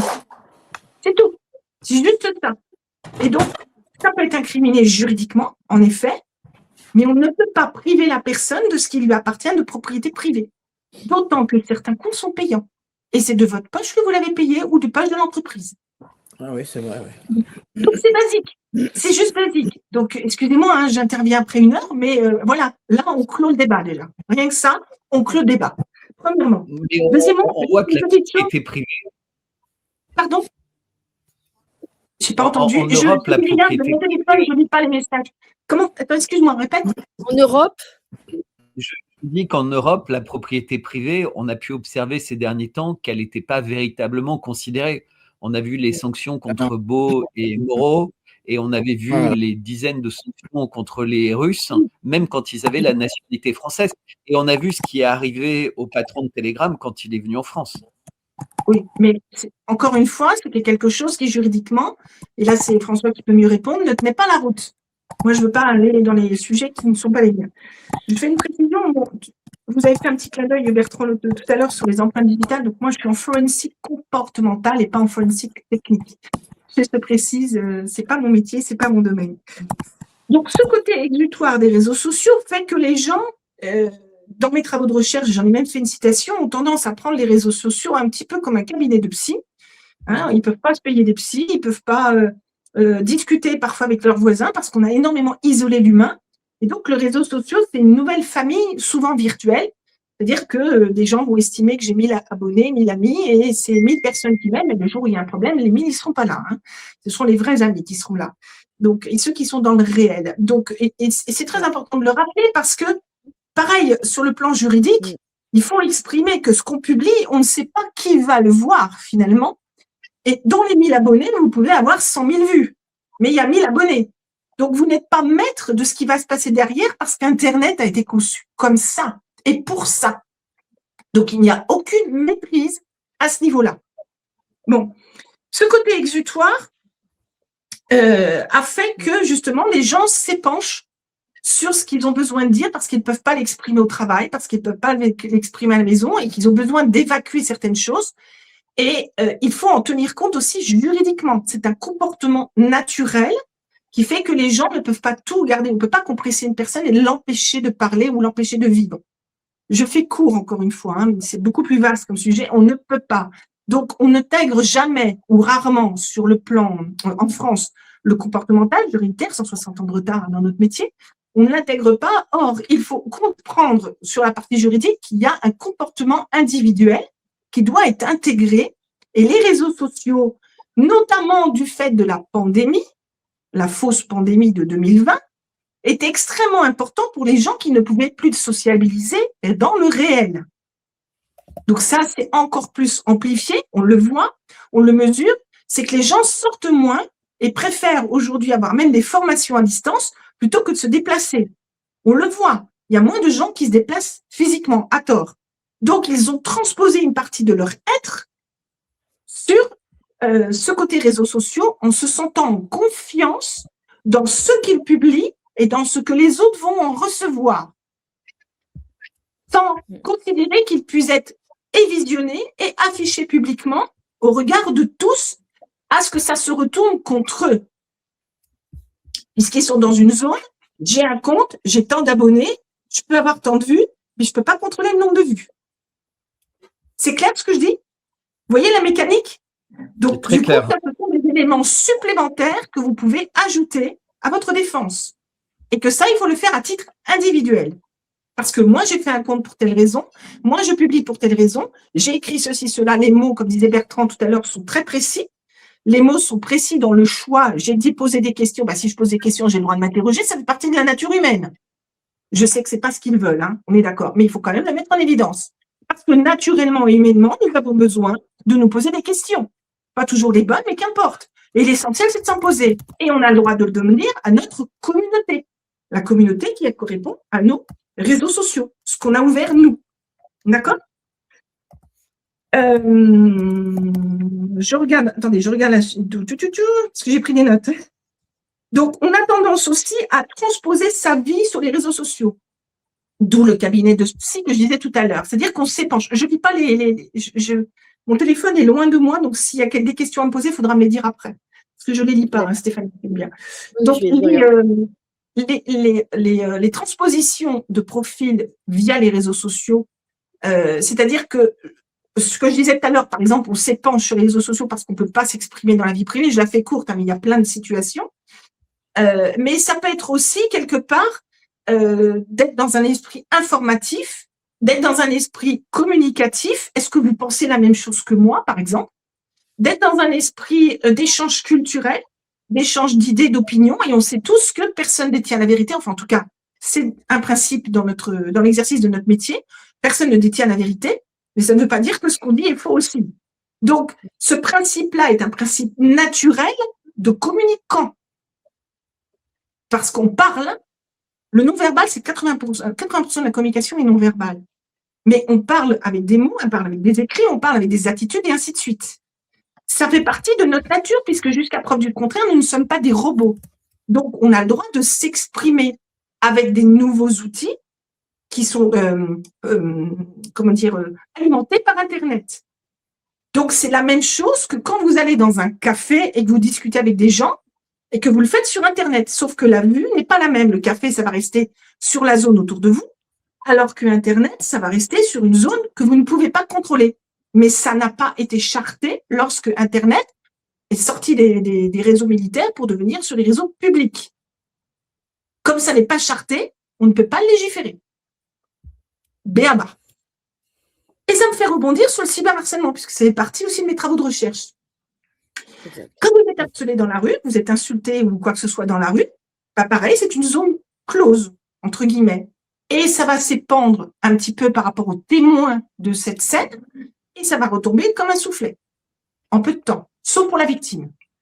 Sur Internet, c'est également illimité. Je suis victime, moi, de cyberharcèlement depuis 2013, enfin, surtout en 2013, après mon affaire d'État d'Agen. Ce qu'ils ont subi, Bertrand et les autres personnes dans ce procès dont on parle, pour moi, c'est une sorte d'affaire d'État. Hein. C'est ni plus ni moins qu'une sorte d'affaire d'État. Donc, j'ai souffert de tout ce qui était écrit contre moi. On voulait me buter, on voulait me tuer. C'était écrit noir sur blanc. Hein. J'ai voulu porter plainte parce qu'en plus, on a refusé mon droit de réponse. Parce qu'on l'a fait avec toi, Stéphanie Rodal. Il y a, j'ai plus de 2 ans, 1 an, et je vous remercie encore d'avoir pu pouvoir m'exprimer en partie. Et sans preuve, bien sûr. On m'a inculpé sans preuve. C'est ça la justice. Hein. Parce que ça ne date pas depuis la pandémie. Hein. Ça date depuis bien longtemps. Eh bien, je n'ai pas pu porter plainte contre ces personnes-là sous prétexte de la liberté d'expression. Certes, il n'y avait pas les lois à l'époque en cause. Mais cette liberté d'expression est un principe dans notre vie normalement. Que la personne soit d'accord ou pas. Elle a le droit de ne pas être d'accord. Mais pas aller jusqu'à un tel procès. Le principe de la liberté d'expression. Après, juridiquement, vous en faites ce que vous voulez, mais voilà, ça c'est un élément. Donc, le harcelé dans l'espace réel et dans l'espace virtuel n'a pas les mêmes, entre guillemets, pathologies. J'aime pas ce mot-là, mais en tout cas, toutes les incidences d'une victime de harcelé dans la rue, on va dire, ou dans la vie réelle et dans la vie virtuelle, c'est pas la même chose. Dans la vie réelle, ce qui se passe, c'est qu'encore une fois, ça va se calmer avec le temps, ça va faire mal, ça blesse. Hein. Je vais expliquer après tout un tas de comportements qu'on peut avoir. Mais ça va faire mal parce que vous n'avez pas, en gros, le monde entier contre vous. Je la fais courte, en gros. Dans le virtuel, c'est complètement différent. Parce que n'importe qui peut dire n'importe quoi sans vous connaître et vous casser quelque chose de bien, raconter n'importe quoi sur vous, ne pas comprendre votre histoire, vous juger, etc. Je l'ai vécu, hein. Je sais que c'est vraiment terrible et je vais vous parler d'un cas en Italie qui s'est passé qui est très intéressant. Les incidences au niveau du cyberharcèlement, il y en a plusieurs. Il y a déjà la perte de sommeil, la perte de confiance en soi, le doute de soi. Qu'est-ce que j'ai fait pour mériter ça? Surtout quand c'est un jugement qu'on n'a pas mérité. Quand on subit quelque chose qu'on n'a pas mérité, on se retrouve dans une situation, mais qu'est-ce que j'ai pu faire pour en arriver là? Mais c'est quoi le problème, en gros? Je fais courte encore une fois. Donc, c'est perte de sommeil, c'est perte d'appétit, c'est perte de repères. Parce que les repères, c'est dire je pense avoir été bon et juste. Et une justice, que moi j'appelle injuste, va vous dire que non, vous avez mal fait. Moi, on m'a appris que. On m'a dit que. J'ai pas tué, je me suis juste exprimée, j'ai pas été méchant, j'ai posé des questions, j'ai pris des photos, on voyait pas la tête, enfin, etc., etc. Tout ce qui a été dit là, ça résume des milliers de cas, dont le mien. Des milliers de cas. Moi, j'ai du recul maintenant, depuis 2013, j'ai du recul. Bertrand n'en a pas encore et les autres non plus. C'est violent. C'est violent parce qu'on ne sait plus où on habite, on ne sait plus comment on s'appelle, on ne sait plus ce qu'on doit faire. Et du coup, c'est nous qui devenons victimes de cyberharcèlement. C'est nous. C'est nous parce qu'on nous a traités de ce qu'on n'est pas. On nous a jugés de choses qui sont fausses. Et ça, vous en faites ce que vous voulez, mais ça peut être à votre décharge, encore une fois, dans votre dossier, voire porter plainte après. Faites ce que vous voulez. Et donc, tous les caractéristiques de cyberharcèlement. Pardon? Non, on avait un souci de son. Tu as été coupé. J'espère que ton son est. C'est bon. Moi, ça va. Moi, de mon côté, ça va. Donc, toutes les caractéristiques sont très importantes. Donc, ce qui fait que la personne décline de façon très importante à ne plus vouloir sortir de chez elle. Tous les personnes victimes de cyberharcèlement, ça a été indiqué. Ce sont des éléments qui sont très importants parce que ce n'est pas le cas de la personne qui a porté plainte contre vous. On ne l'a pas vu dépérir. On ne l'a pas vu ne plus se coiffer, ne plus se maquiller, ne plus s'habiller, ne plus parler, douter de quoi que ce soit. On n'a rien vu de tout ça. Et encore moins rester enfermée chez elle. Parce qu'on a vu des vidéos de shopping. Moi, je regarde très peu, hein, je ne regarde pas la télé déjà. Donc voilà, ce sont des éléments qui sont très caractéristiques des victimes de cyberharcèlement. Plus que de personnes harcelées dans le réel. C'est vrai que c'est très important, mais justement, comment présenter ça? C'est-à-dire que toi, en fait, Nadine, tu peux rédiger quelque chose comme une expertise qui est jointe aux appels, etc. Parce que en réalité, on a une lettre d'un médecin qui n'est pas un certificat, mais c'est vrai qu'on n'a pas opposé à ça, puisqu'on n'a pas eu le temps, en fait. Nous, on arrivait avec un dossier qui est mis au plan médical. Et dans les dernières François, il a un rapport. Oui. François a mon rapport concernant le profil du plus vieux du couple Macron. Hein. Il sait comment je travaille et bien sûr, je peux tout à fait intervenir là-dessus. Donc, là, je vous fais des éléments courts, hein, parce qu'il y a tout un processus aussi au niveau de ce qui se passe sur la toile quand on veut s'en prendre à quelqu'un. On va chercher une cible. Donc, souvent, on va prendre une cible qui est plutôt faible, ce qui n'est absolument pas dans le profil de Brigitte Macron. Absolument pas. C'est une personne qui est plutôt faible, qui est plutôt mise à l'écart, qui est différente dans le comportement, qui peut être soit, par exemple, enveloppée, soit timide, soit vit différemment ou a quelque chose de différent qui va interpeller un leader. Et le leader va alimenter un ensemble de personnes autour pour leur ramener une meute, pour dire, tiens, on va s'en prendre à telle personne, on va faire un jeu. Et ils prennent ça comme un jeu, mais ce n'est pas un jeu. Et à la fin, la personne peut s'en suicider. Il faut savoir qu'il y a des suicides au regard de cela. Parce qu'ils ne peuvent plus vivre avec tout ça. Moi, je prends très au sérieux le harcèlement. Je prends très au sérieux le harcèlement. Oui, bien sûr. Je continue, Bertrand. Et derrière, ces personnes-là ont souvent porté plainte sans avoir été réellement protégées et réellement mis en évidence. Mais nous avons des caractéristiques psychologiques, comportementales et émotionnelles, physiques et ainsi de suite, qui montrent tout un cheminement pour que la personne en arrive à une situation vraiment critique. Et bien avant qu'elle se suicide, on peut stopper ça et on peut juridiquement prouver que. D'accord? Bien. Là, nous ne sommes pas dans cette situation vis-à-vis de Brigitte Macron. On n'est absolument pas dans cette situation-là. Il n'y a aucun élément profil qui met ces choses-là. Alors, après, j'avais pris d'autres notes. Parce qu'en fait, moi, j'essaie toujours de comprendre pourquoi. Je suis un peu... Ceux qui me connaissent savent que j'ai un esprit analytique très aiguisé. J'adore ça. Donc, j'essaie toujours de comprendre pourquoi. Pourquoi cette démarche? Pourquoi la démarche de Brigitte Macron de faire ça? Et ce qui est intéressant, ce qu'a dit aussi Bertrand là-dessus, c'est les cibles choisies. Parce qu'ils n'ont pas choisi des cibles qui ont des preuves ou des éléments de preuve à apporter, comme Morad ou moi ou d'autres. Ils n'ont pas choisi ces cibles-là.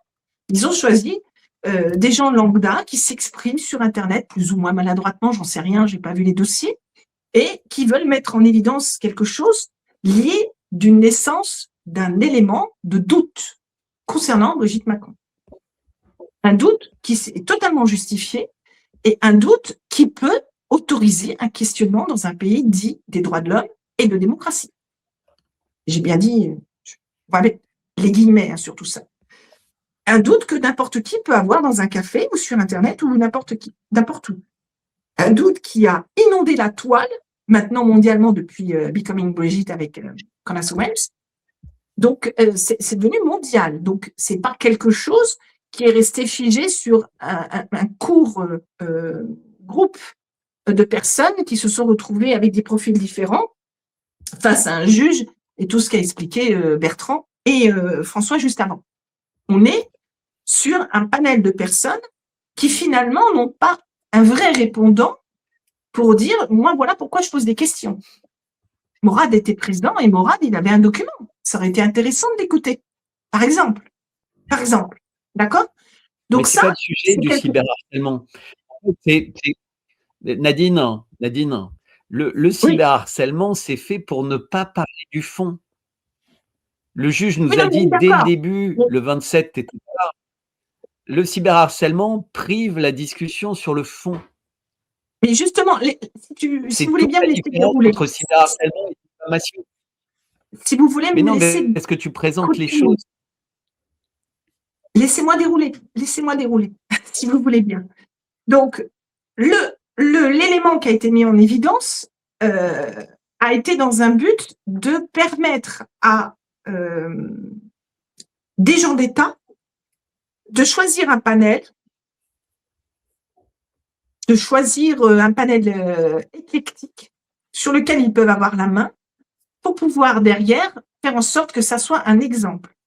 Deux raisons à mes yeux, parce que de toute façon, tout a été fait pour que ces personnes-là gagnent. On l'a vu, je ne vais pas revenir dessus. Le premier exemple, la première chose que j'en ai déduit en termes d'analyse, c'est appuyer une victoire auprès du procès de Candace Owens. Pour moi, c'est clair, net et précis. C'est que j'ai une victoire par rapport au procès qu'il y a aux États-Unis. Et le deuxième, c'est justifier le contrôle numérique des réseaux sociaux. C'est-à-dire que vous voyez, ce qu'on m'a fait moi, en tant qu'ancienne institutrice, je suis garante de tout ce qui est bon pour les enfants. Je ne vais pas m'étendre sur le sujet, je pense que tout le monde a compris. Hein.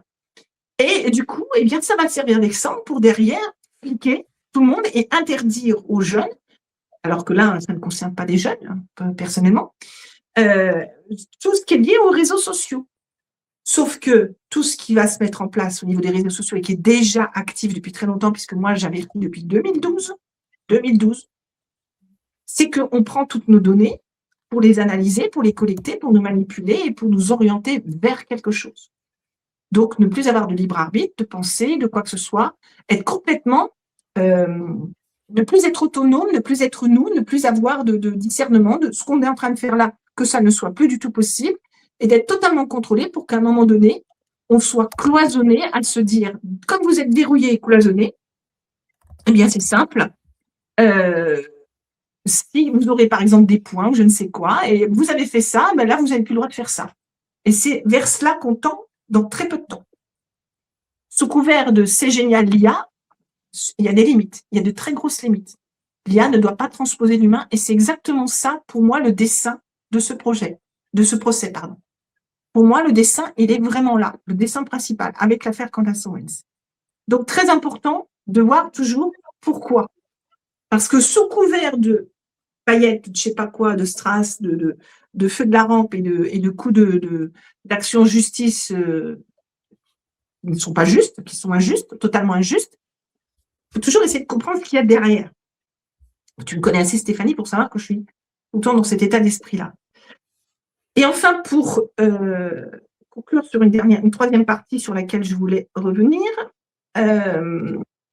selon moi, donc Brigitte Macron a montré au monde entier qui elle est réellement, et je vais revenir sur certains aspects de profil.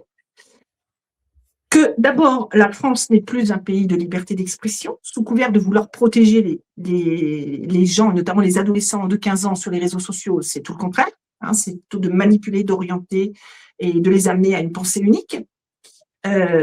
Et que donc l'expression, tout ce qui est lié à la parole, puis ce côté français, on a toujours eu cette gouaille à dire les choses comme on voulait le dire, à questionner, à philosopher. La France, c'est cela, hein.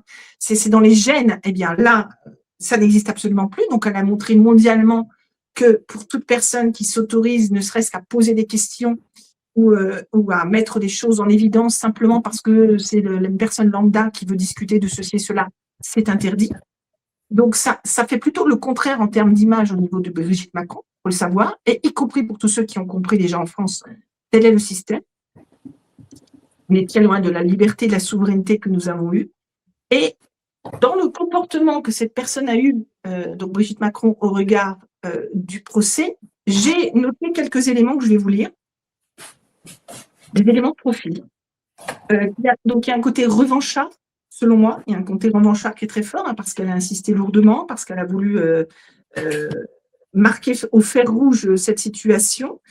Directif, hein, je vais donner l'exemple d'eux, et notamment pour mettre en place cette loi sur les réseaux sociaux, hein, pour verrouiller au maximum. Et directif peut-être aussi avec les juges, hein, on ne sait pas exactement, le côté très directif en tout cas sur ce comportement, orgueilleux parce que c'est de l'orgueil, hein, d'aller à ce niveau-là dans cette force et cette, je dirais presque violence comportementale, c'est quand même beaucoup d'orgueil. Mettre en avant, mettre tout en œuvre pour aboutir à ses fins, hein, jusqu'à par exemple faire venir sa fille, hein, de tout ce qui est possible pour mettre en ligne pour que ces objectifs soient aboutis. Donc, je veux que ça aille dans mon sens uniquement. Il y a beaucoup de méchanceté à mon goût parce que j'ai pas eu le sentiment que ces gens étaient vraiment violents à son encontre. En tout cas, on n'est pas vraiment dans l'amour, on n'est pas dans la considération et même juste de donner des preuves pour calmer le jeu. Il n'y a pas de preuves qui ont été vraiment fournies pour calmer le jeu parce que, bon, moi, on me dit demain, je suis un homme, ok, si tu veux, enfin, je peux le prouver, quoique non, je suis une femme. Il n'y a rien de compliqué, il y a tout un tas d'éléments qui pourraient calmer le jeu, donc on est plus dans une méchanceté parce qu'on veut l'alimenter et alimenter la peur qui est derrière, jusqu'à faire mal vis-à-vis des victimes. Être prêt à tout pour tout ce qui lui convient soit mis en place, hein. Donc ça, on a suffisamment de preuves par rapport au dossier. S'afficher en victime avec un self-control dans la voix et l'attitude. Je crois que c'est la veille ou l'avant-veille dans un média mainstream, où elle était vraiment genre, c'est moi la reine et tout, très sûre d'elle, etc. Très étonnant, mais tout à fait possible quand on est la femme d'un président. Le refus d'accepter la contradiction, parce que quelque part, elle pourrait même en rire, et donc ça me fait rebondir aussi qu'elle n'avait pas d'humour, quelque part, parce qu'on pourrait en rire, et se dire, bon, pour que les gens ils parlent de ça, il y a des choses bien plus graves à traiter en France, et je vais bien leur prouver que je suis une femme, ou que je suis un homme, enfin bref, plutôt que je suis une femme, c'est ce que je veux prouver que c'est une femme. Donc, plus de difficultés aussi pour affronter une certaine réalité, hein, que elle n'est même pas venue face aux prévenus, que c'est quand même très étonnant. Quand on attaque comme ça et qu'on se sent cyberharcelé, etc., et qu'on est capable de faire du shopping, d'aller dans les télévisions et tout, donc on est capable de venir dans un tribunal pour affronter les prévenus, hein, enfin, à mon avis. Donc, c'est très étonnant, ça aussi. Et j'en arrive à une sorte de conclusion.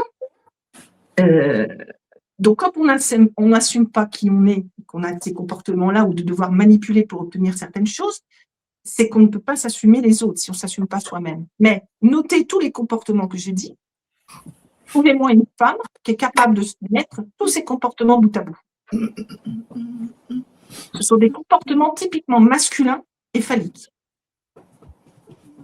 Trouvez-moi une femme capable de mettre tous ces comportements à bout.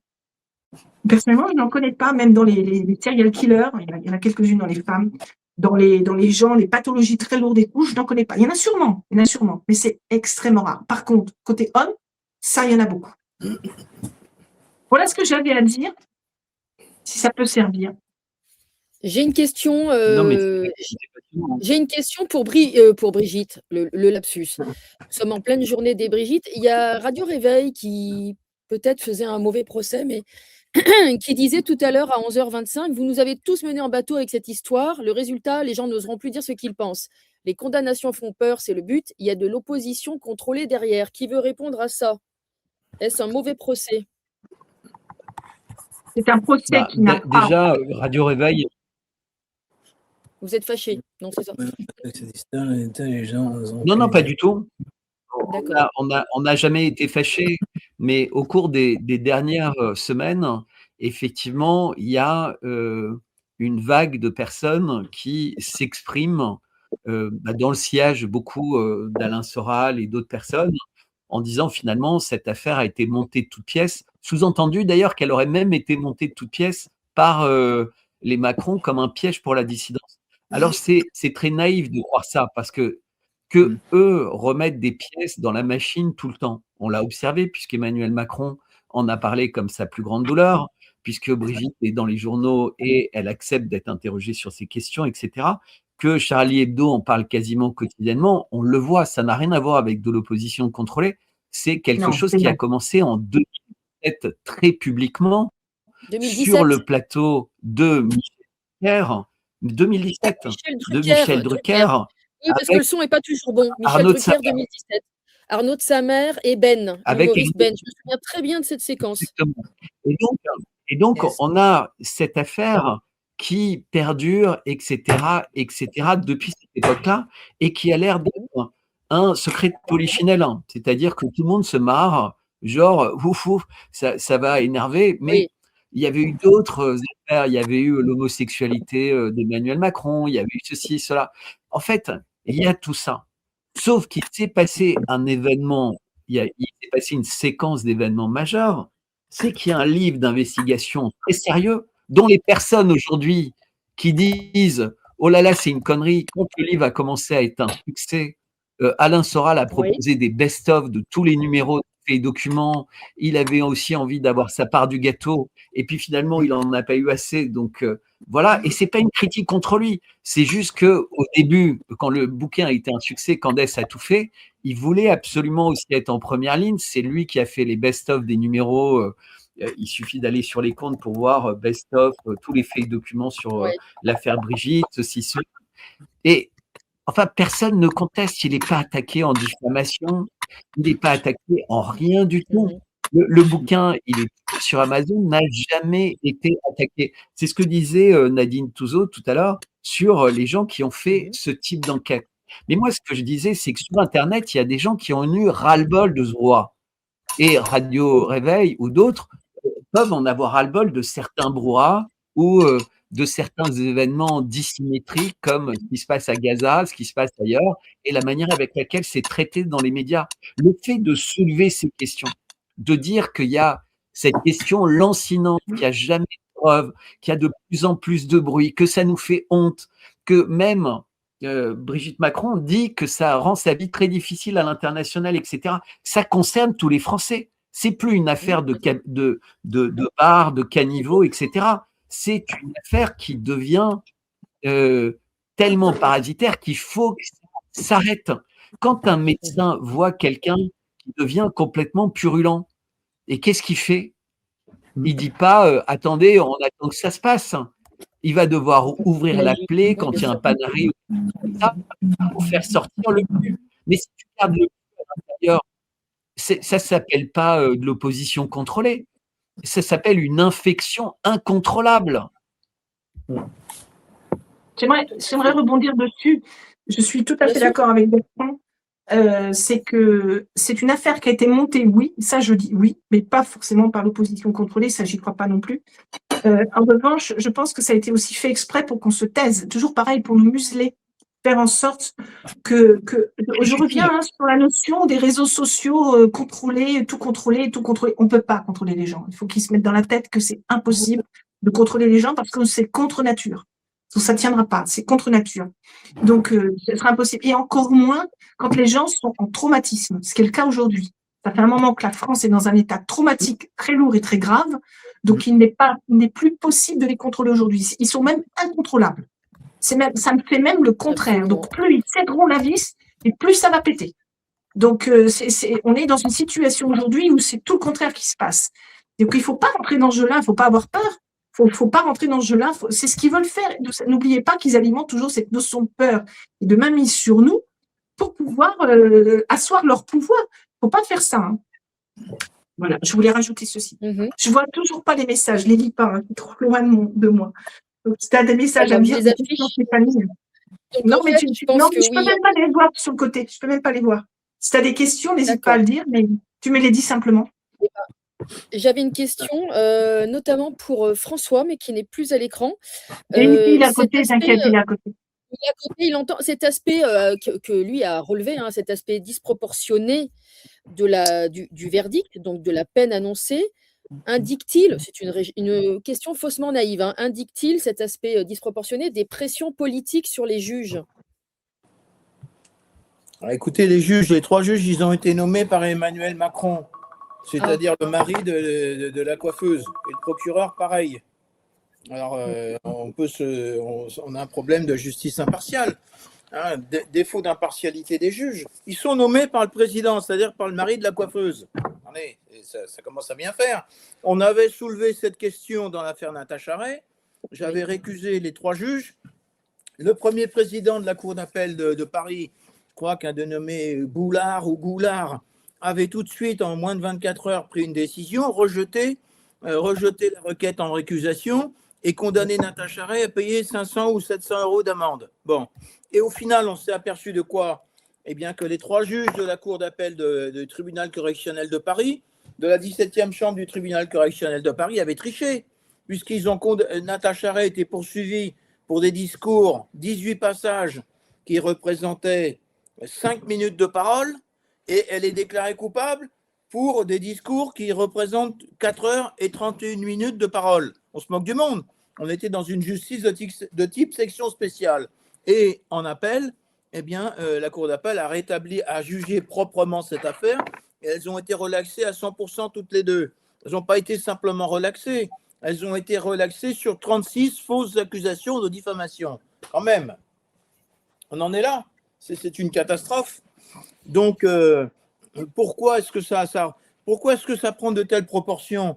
Mais parce que ce sont des gens qui sont détestés par la France entière. Ce sont des gens, le monsieur qui est le résident de l'Élysée et sa charmante épouse sont détestés par la France entière. Et hier, on le revoit encore, hein, la seule chose qui l'intéresse, c'est de faire de la communication, le monsieur. Il croit qu'on le paye pour ça. Hein, on le voit en train de couper une très grande galette de roi qui, si on l'avait acheté, nous aurait coûté 200, 300 ou 400 ou 500 euros. Hein, il découpe la galette des rois en ricanant devant les caméras de télévision. Mais il n'est pas au courant que dans l'aide sociale à l'enfance, dans la soi-disant protection de l'enfance, il y a 15, 20 ou 25 000 enfants qui se prostituent. Ça ne le dérange pas, ça? Non, il ricane devant les caméras de télévision. Il ne fait pas son travail. Sa mission, c'est de vérifier au bon fonctionnement des services publics. Bon, ben non, il s'en fiche complètement. La seule chose qui l'intéresse, c'est de passer devant les caméras de télévision pour couper des tartes à la frangipane en nous expliquant qu'il y a du beurre et de la frangipane, et puis de ricaner devant les caméras de télévision, et après, on le voit en train de ricaner devant l'Élysée en accueillant Zelensky, hein, l'ami des néo-nazis. Enfin, on est dans un cauchemar dans ce pays. C'est un cauchemar. Et si ça a pris des proportions pareilles, c'est parce que les gens les détestent, c'est tout, point barre. Alors qu'il ricane, alors qu'il ferait mieux de s'occuper de sa femme qui ne va soi-disant pas très bien, justement. Ah ben, exactement. Si elle est vraiment voilà. mal. Si elle est au plus mal à cause d'un cyberharcèlement présumé. Je vais peut-être donner le mot de la fin. Vous avez tous fait le tour de ce que vous vouliez dire. Je vais le donner le mot de la fin à Bertrand, en espérant qu'il se sorte au mieux de cette ornière. J'espère fortement que vous allez vous unir pour faire tomber cette condamnation qui nous met tous en danger finalement. C'est ce que disait le poème de Niemöller que j'ai cité au début de l'émission. Puisque moi finalement, je tiens quand même à apporter ma touche personnelle, mais il y a beaucoup de couvertures de Charlie Hebdo ou de scènes, parfois des guignols, qui m'ont mise mal à l'aise pour les personnes qui étaient raillées, caricaturées, moquées. Et pourtant, ces gens-là ne sont pas allés en prison ou n'ont pas eu des amendes ou du sursis. Donc, où est l'esprit Charlie et que va-t-il advenir de la liberté d'expression en France pour nous tous? Et va-t-on être soumis à cette terreur collective? Bertrand, je te laisse le mot de la fin. Bertrand. Alors déjà, je te remercie Stéphanie, puisque depuis des années, tu es toujours fidèle au poste. Et j'étais un peu inquiet à l'idée qu'on soit plusieurs à parler de ce sujet parce que c'est très compliqué. Et merci d'avoir invité Nadine, qui était très patiente, et François, parce que l'un comme l'autre ont des compétences en fait qui, unies à l'intérieur vraiment d'une défense, sont particulièrement utiles. Donc, je te remercie beaucoup parce que je pense qu'on est tous très occupés et malheureusement, on n'a pas le temps. Moi, j'ai pas beaucoup le temps et je reconnais d'écouter Nadine et je regrette parce que voilà, elle a des compétences qui sont particulièrement utiles dans un dossier comme celui-là puisque c'est son travail et on a chacun de l'autre. Et le mien, et je répète, ça va être de plus en plus d'être écrivain, d'essayer de comprendre, parce que c'est aussi ce que je fais, hein, je passe ma vie à essayer de comprendre, mais pas forcément de façon très focalisée comme Maître d'Angléan sur tout ce qui est droit, comme Nadine sur ce qui est les profils psychologiques. Moi, ce qui m'intéresse, c'est les conséquences sur la géopolitique globale. Mais tout est lié. C'est-à-dire que ce que Nadine dit est indispensable pour que je puisse comprendre ce que j'essaie de faire, c'est-à-dire le profil psychologique des gens qui sont mis à la tête de différents États. Parce que ce qui se passe chez nous, qui est évidemment très, très particulier, on est quand même le pays dans lequel Notre-Dame a brûlé. On est le pays des cérémonies des Jeux Olympiques qu'on a tous vu. On est le pays des lois dont j'ai parlé un peu au début, la séquence Pleven, Guesso, Schiappa. Et donc, vraiment, je remercie aussi Maître d'Angléan parce que c'est quelqu'un que je découvre au fur et à mesure. C'est quelqu'un qui s'engage, mais corps et âme pour ce travail. Je ne pense pas qu'il soit rémunéré à la hauteur de ce qu'il fait et de toute la vie qu'il offre au dossier sur lequel il est. Et il a une manière très particulière de le faire, mais que j'apprends à apprécier. Donc, je te remercie, Stéphanie, parce que c'est toi qui permets, par ces moments, de réunir des personnes qui ont qui sont relativement différentes, de réapprendre peut-être à s'apprécier et avoir envie de travailler main dans la main. Donc, ça, c'est génial. Merci beaucoup. Donc c'est plus qu'un message, hein, Nadine et François, c'est un grand merci. Donc, un grand merci d'être venu et un grand merci de ce que vous avez préparé avant de venir et de ce que vous savez que vous mettez à la disposition. Et donc, bravo Stéphanie, j'espère que ton média va continuer à beaucoup se développer. J'espère que les gens vont t'aider à continuer. Comme tu dis, tu as plein de cordes à ton arc, donc tu t'es pas concentré. Alors moi, j'avais plus de cordes à mon arc, j'en ai une maintenant qui s'appelle, parce que je donnais l'écriture à ce que je faisais. Et donc, si vous voulez me soutenir, parce que je peux disparaître du jour au lendemain d'Internet, comme pourront disparaître complètement Xavier Moreau et Jacques Beau et d'autres personnes, à part dans des pays autres que nous, on vit une époque qui est et qui va être très dure. Macron dit depuis qu'il est élu qu'on est en guerre. Je pense qu'on a oublié de regarder ce que ça lui permettait de faire dans la Constitution, d'annoncer en tant que président de la Ve République qu'il est en guerre. En réalité, il a déjà tous les pouvoirs. Pour l'instant, il les utilise presque de façon feutrée, mais on risque d'être très, très surpris de ce que ça veut dire, on est en guerre. Voilà, je vous embrasse tous, je vous remercie. Si certains veulent aller sur Amazon et acheter mon livre, ça me fera très plaisir. Et ça vous fera aussi plaisir. Et voilà, je suis un peu parfois effondré. Depuis 2 jours, je dois vous avouer que je tiens droit, mais c'est vraiment dur. Mais non, le combat continue. Vous allez inscrire en faux, vous allez les poursuivre, Voilà. les persécuter jusqu'au bout, là. C'est pour ça que cette Stéphanie parce qu'elle s'est fédérée, Stéphanie, de belles personnes, et c'est pour ça que elle a pensé à nous et je la remercie. C'est pour montrer qu'il y a d'autres possibilités, d'autres moyens pour vous soutenir. C'est notre façon de vous soutenir. Exactement. Voilà ce qui peut être possible. Soit vous comme tous les autres, on est là, quoi, en fait. On est là et je dis toujours, il faut qu'on. Non, mais c'est normal. Et je dis toujours, il faut qu'on se réunisse. Et le problème, c'est qu'on est trop divisés. Et moi, j'aimerais bien qu'on réunisse un peu plus. Et Stéphanie sait faire ça. Donc, merci et bonne chance. Merci à tous les 3 et grand soutien aux 10 personnes condamnées. À très bientôt sur Tribune Libre. Je vous embrasse tous. Merci le public. Merci à tous.